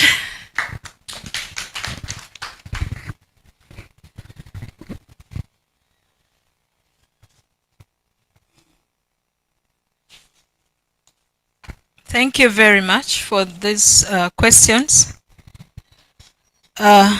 And Dr. Mlekwa, for your comments, I thank you.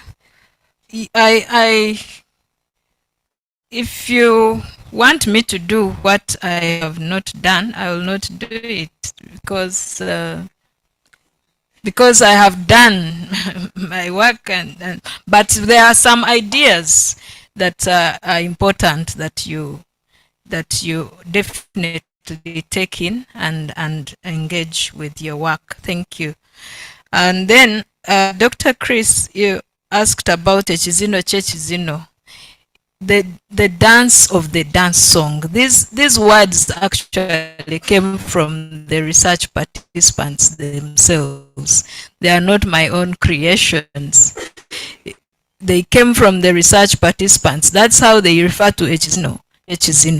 Although they may, even when they say, might just say enanga, but when they are referring to it really in as a dance music genre, they say Kizino chokwite enanga, because at the end of the nanga you must kujita, you must dance to it. Then why are the men the ones playing enanga? I did, thank you. I also articulate this in my work and say that men are the ones who were mostly the leaders in the traditional religious worship. So they are the ones who we would, there's a space where women would not go in the traditional worship. It's not like women do not participate in traditional religious worship, but the men were usually the leaders. So that's why they are mostly the ones playing enanga. But in contexts like where there are schools of girls only and they need to play enanga, you might find a girl or a woman playing the enanga, but it's not very common to find a woman playing enanga, although it might be there. Thank you. Then the issue of original homeland, in quotes, I will maintain it for now because we have all come from somewhere. So saying original as if you are sure it is the truth, it is original, would really put my work to question. So I prefer to maintain the quotes. Thank you. Then Professor Sister Dipio, one of your questions was that how has Kizino changed in the new community? The changes and continuities, I talk about them, but mostly the Kizino Dance-Musicking has continued, but in some texts, for example, there are certain texts of the Bakiga in Rubirizi that will talk about place names, both in Kabale, where they came from, and also in Rubirizi, where they have settled. And I think one of the Vevugo I performed, I talked about that and gave the texts talking about places in Rubirizi and also talking about places in Kabale. And then the Kizino is not only changing in the new community, also in Kabale it has changed, because like the Kizino dance-musicking suit, combining these different genres is also a change. And also the available contexts where they perform the Kizino have changed. Some dances have been taken to the contexts where they were not. Then the question on how are the Bakiga received in the new communities where they have settled. Yes, in my presentation I did skip this, but I have addressed it in my work and show the different, how when the Bakiga arrive in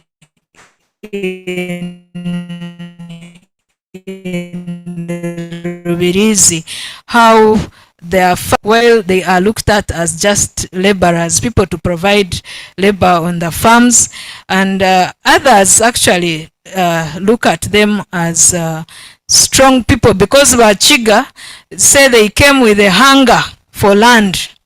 So they did everything to acquire land in Rubirizi. They bought it, they of course I had shown that they also acquired it free of charge, but what mostly the land they gave them, I remember when the cartographer was working on my maps, he noted that the place was in a forest, and then he kept asking me, even kept calling me back, are you sure there are people who live here? And I told him yes, but it is a forest, so they would get forested land and clear. In fact, it is very common to hear people saying that Abakiga nokutimbura. Okutimbura is like to uproot, to get to a place that nobody else goes to, and you actually manage to live there. So that is how they are looked at. And because there are different groups, I talk about the two dominant groups, especially the Banyankole, who are dominant because of their regional dominance, who the Bakiga actually look at as more civilized, superior and all that, but they received them, they worked on their farms, and the Bakiga eventually settled and they lived together, they intermarry, and they have settled. Then the Banyaruguru are the ones that had issues. There were issues there was negotiation with the Banyaruguru. I think the Bakiga, when they came, and the negotiation is because of the different really ethnic identities. How the Banyaruguru live is different from how the Bakiga live. So as they try to settle together, the Banyaruguru, I said earlier, used to live on meat from the wild. Now when the Bakiga came, for them they wanted to cultivate, to grow crops. They cleared the bushes, the animals went far away, and now the Banyaruguru were not comfortable with these Bakiga who had chased away their food. So the Banyaruguru ended up moving closer to the national park and to the lakes, because they also carry out fishing. So those are some of the relations that stand out. Then saying that the Baganda in Rubirizi, the issues of the etymological concerns of the word Kizino. In this study, I was actually concerned about the Bakiga immigrants who call Kizino music and dance. Thank you. And then Dr. Ruth, you say, how did I cater for researcher bias? By treating the views of my research participants as important and presenting them before I give my own views. That was one way I really dealt with that, because if I didn't give their views, and their views were based on their experiences, which I report on in my work. Then the methods, I used interviews, I used participant observation, I used performance as a method, to ethnography, and I also used focused group discussions and library and archival research. Then how did I ensure that there was maximum variation, that I involved everyone that I needed to involve? That saturation, really, when you now start getting the same things from different participants, then you feel that you have got the data that is representative. So how do you tell other people that just tell them to dance? If they are Bakiga, they dance Kizino. If they are Banyarwanda, each group identifies with its own music and dance. Thank you very much.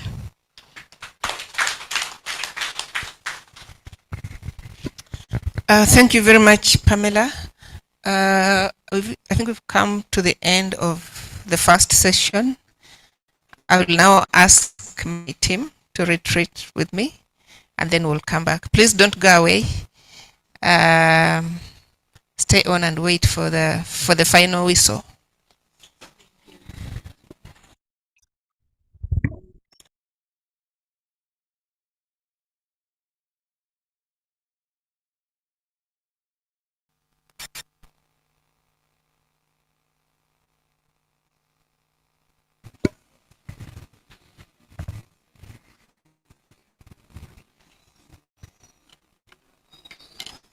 You know you're the one who flags me off, so I always have to wait for you to flag me.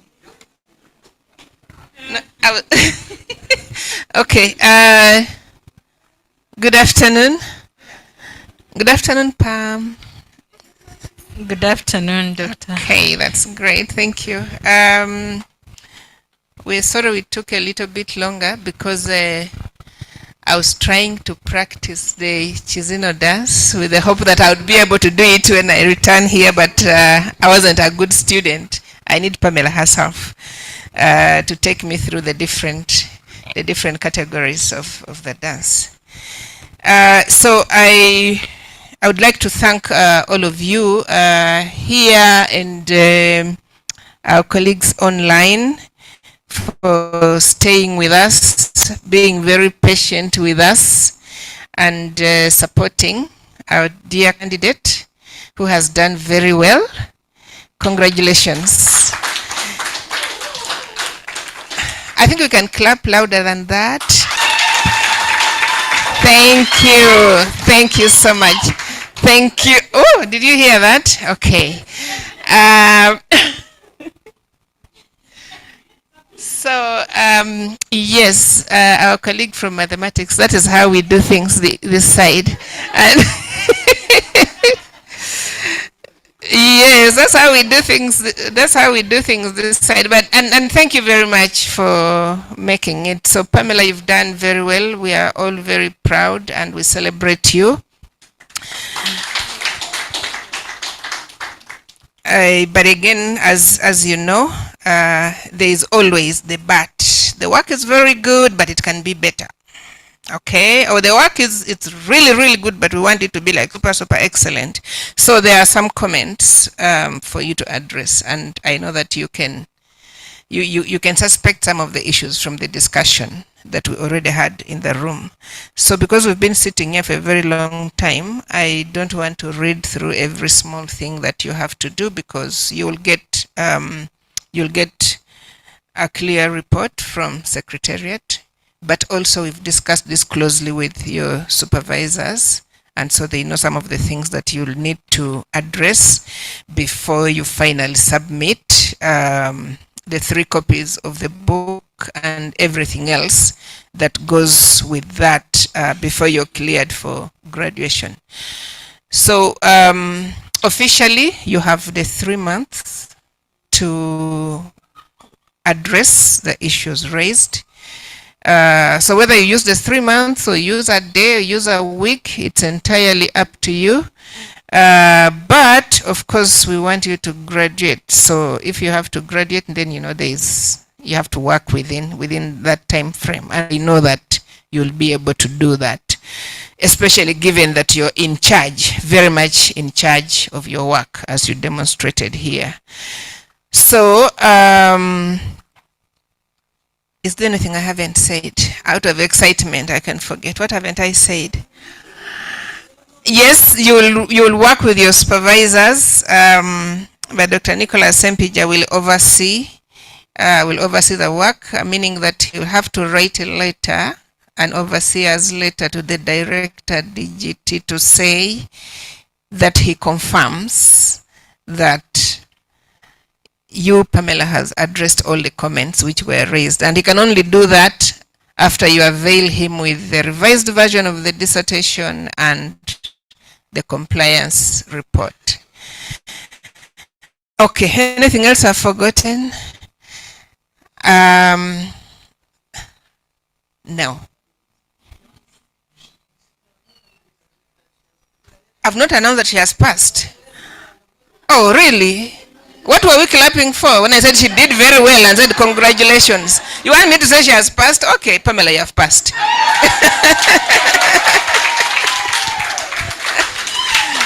Okay, and as is tradition in this room, I now hand over to Pamela. If she has a word or two to say.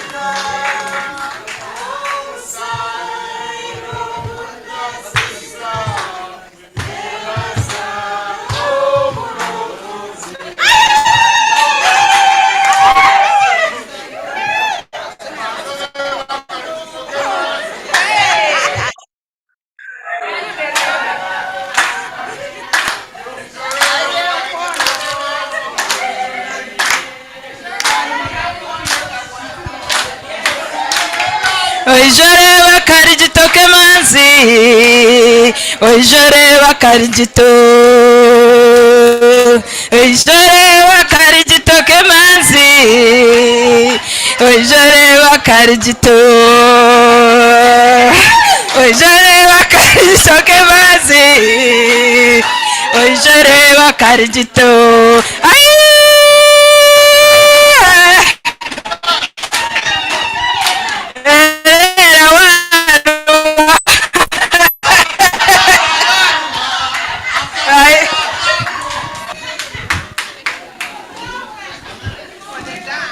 Where is the remote? Congratulations. Finally, you're going to eat a lunch today. Congratulations. Thank you, Chair, for an opportunity to be in the on the hot side of the space, but when it's a bit, you know, the temperatures are now at 24 degrees, so they were at 38, so now they're at 24. I really want to thank God. I am so grateful to God, because for me, I cling to God in everything. Studying alone, getting university education, it's been God. And to hear that I have a PhD from Rubirizi, I am almost sure, and this is not a bias, but I'm sure I'm the first girl in Rubirizi to earn this. I'm no longer a girl, I'm the first woman from Rubirizi, but now I belong to Rukunjiri. Maybe it's the Rukunjiri spirit that, you know, enhanced. So I am so grateful to God, and I want to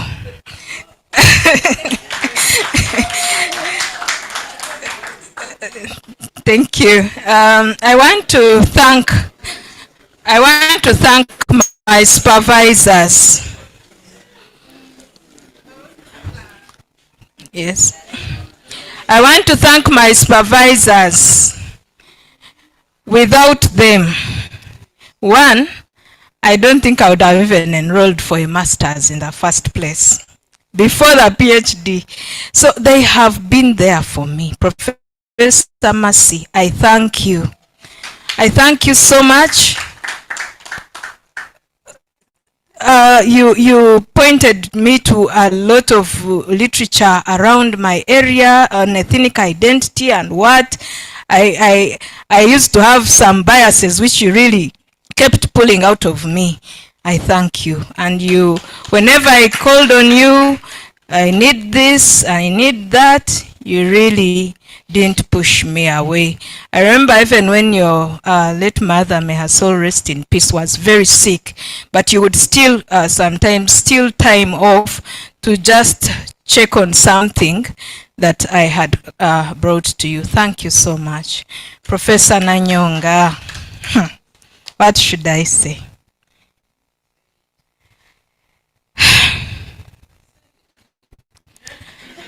You have been everything.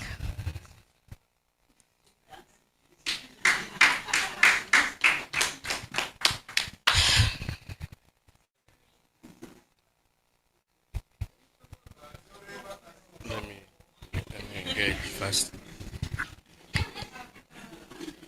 As my name is Barry Biakwaga. I'm not a scholar. If anything, I'm in the field of, I didn't get her name by the mathematician. You know, in our field, the science field, I think we mainly concentrate on quantitative study, you know, where knowledge is out there, independent of the researcher. So it's the researcher that goes out and discovers whether the sun rises in the east or in the west. It is obvious. So you just have to go and get the information. So I've been having challenge with qualitative studies where things appear subjective, because I might be tall in the eyes of my daughter here. And I justify that you see, I'm a tall person. And she will also agree with me. And I will use, I will interview people who are, taller than, or who are shorter than me. And I will justify my study. So I'm just critiquing people in the arts field. I usually have that challenge. Even I was telling her that, someone can say, I don't agree with your analysis because of ABCD, and they will justify it. But in the quantitative study, if X is 2, that is it. It's not questionable. So I just wanted to give those brief remarks as she really composes herself. Thank you. I am composed. Professor Sylvia, one time I listened to a recording of our conversation. And we were recording things what? And then my response, Pamela, and I'm like, back with me, went down there and started raising me, helping me to walk, to crawl, to walk, to do everything a child does. You were both tough, nice, everything. I remember Peter shared his comments one time from his supervisors after his defense. And when I saw them, I said, I wish this one could see mine. The red, you look for the black and it is not there, but the black has finally come and everyone is saying the thing is big, big, big. Thank you, Professor. Thank you. Thank you. When I needed prayer, you prayed with me. I remember there's a time I told you that I don't think my mother will understand this when I tell it to her. I was sick. I went to the university hospital, driving myself. Reaching there, they told me, they admitted me and put me on drip. Then I didn't understand. The first person I called was Professor. And she was also struggling actually with something, but she stood up immediately for me and she said, let's pray. And then she would keep following up. Are you now okay? Like now the book would go aside and she starts getting concerned about my health. Thank you. Madame Lillian also, on the issue of health, I am bringing you in. I remember that moment. Madame Lillian also actually left what she was doing. I remember there was a workshop and it ended very late. She called me, are you still on drip? Said yes. She came and sat by my side until the drip was over and we left together. Thank you, Lillian. So, Professor, you have been a supervisor, you have been a mother, you have been a prayer warrior, you have been so many things. I thank you. I thank you. I thank you. I thank you. And I can't thank you enough. My research participants, they were very cooperative. They gave me all the data. You have had people complaining that I have too much data. I have it. There is even more there that I haven't presented. I thank you so much. I particularly thank Mr. Rurihona, one of my research participants. Mr. Rurihona doubles as an immigrant and then someone who lives in Kabale. I found him in Kabale and then he told me he had a home in Katerera, one of the places in Rubirizi. So he was he was very resourceful and many others, they were all really resourceful. I'm so grateful to my critical reader. I couldn't believe it was Professor Susan here with me, but I thank her. She really looked at my work critically and I appreciate what she has done with me. I am so grateful to you, the panelists. Thank you. Thank you for all those questions, your insights. I appreciate. I want to thank the Geda Henkel Stiftung. I really needed a scholarship. I remember I tried to start and when it came to time to paying the 7 million, I remember we talked about it and my husband said, okay, we will pay, but it was tough. So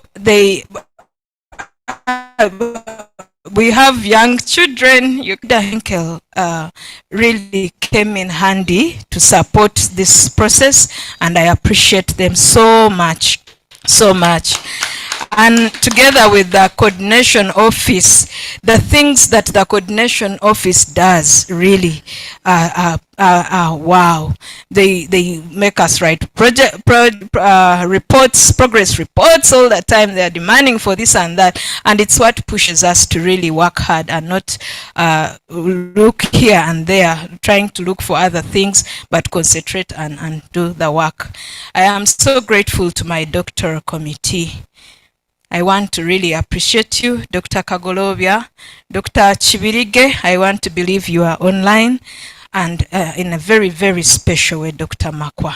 You heard him say that he has read through my drafts. He has, like every time I met him, I think he wanted to even hide from me, because I would, every time I met you, then I would be telling you, my problem, but is it clear?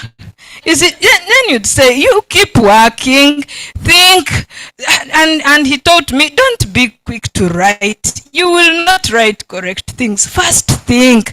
Dr. Makwa, even in the process, my journey of academia, when there's a conference, he will not leave me behind. He'll tell me, Pamela, write something. I will read through. You know, then sometimes when I tell him I've already sent to Prof, says, okay. But he is always there to support. How I wish as Prof we emulate you.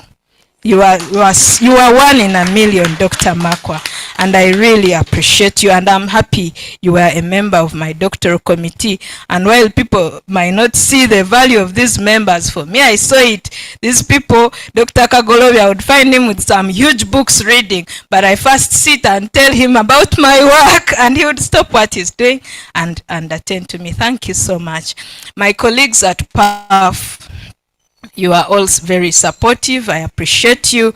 And I remember also, Dr. Nicholas, there's a time I was struggling with something, and you did share a lot of information to my email, and that material was helpful.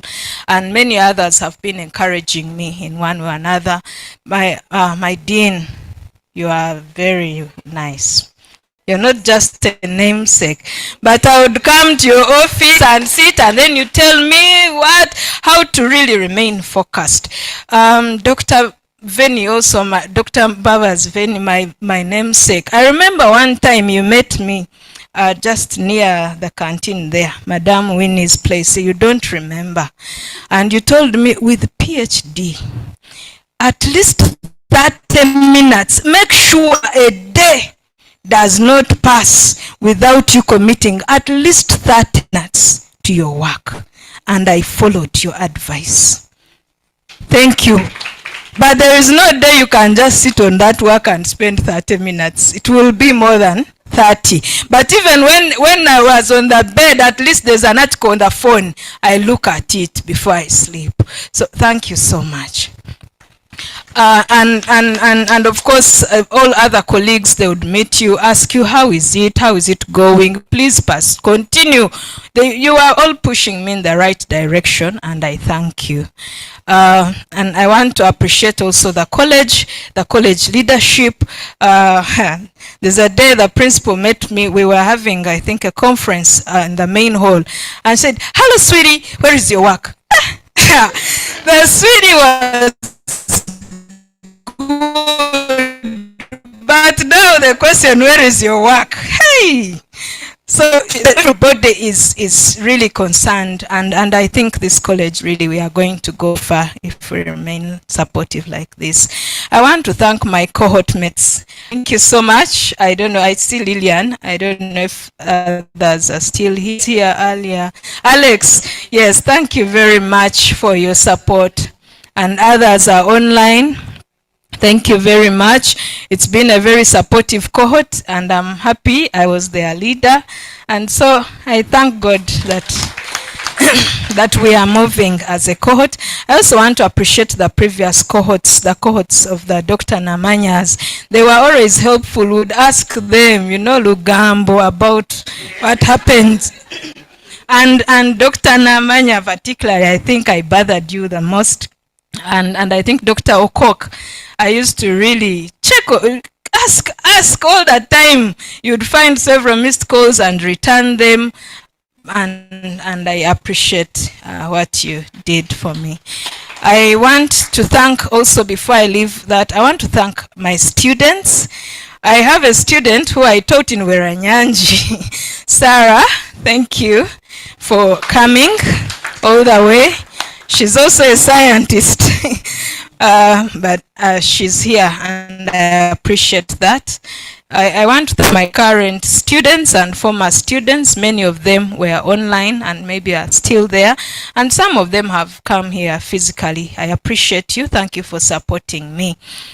I want to thank my family.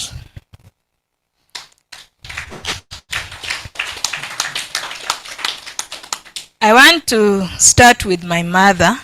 I told my brother to connect her online, so I don't know whether they connected. I will get to know that later.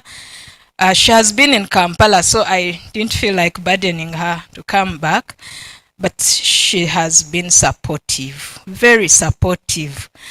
I don't have my mother.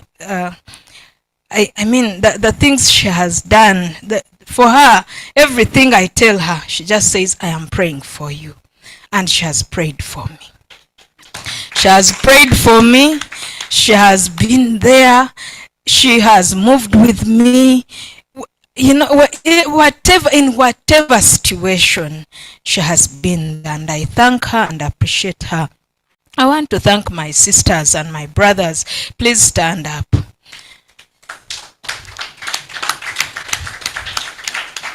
Yes, my sisters are all here, Patience and Talent, and I think Patience's husband came earlier and left, and my brother Robert. Thank you so much.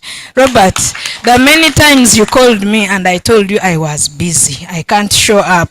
We would even make an appointment and he comes. I remember one time he came to St. Francis and I was practically looking on the watch. I told him 20 minutes. Our appointment must last no more than 20 minutes. Thank you for bearing with me. As a young sister, you know, giving you those instructions and you just take them. I thank you. This was the reason I did not have so much time. I thank you. And I want to thank my husband.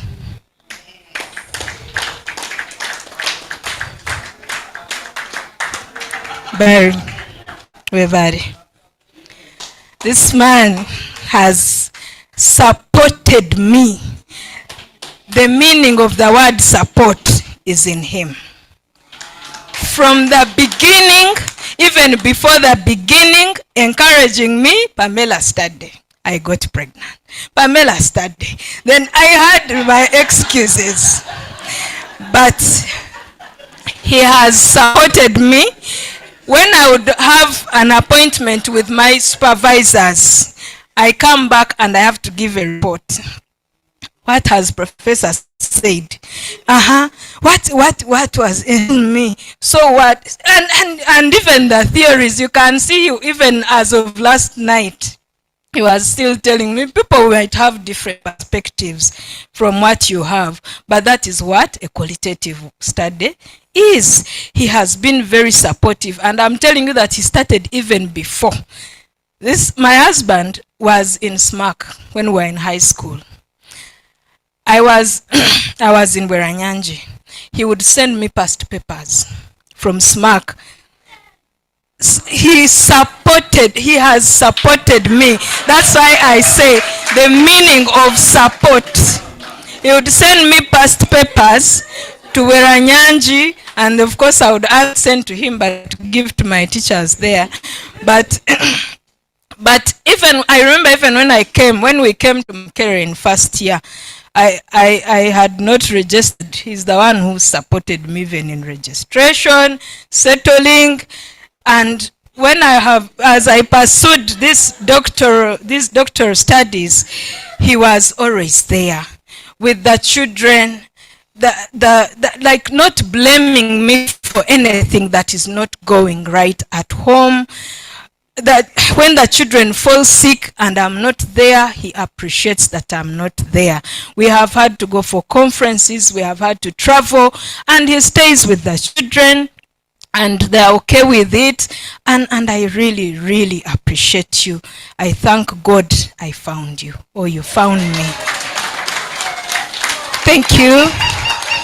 I want to thank I want to thank God for my children. My children, I don't know whether Melvin logged in online.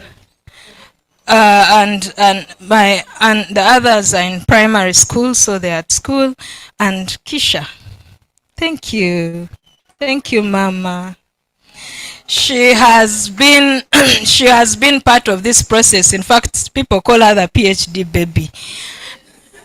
She was young when I started. Of course, she's still young.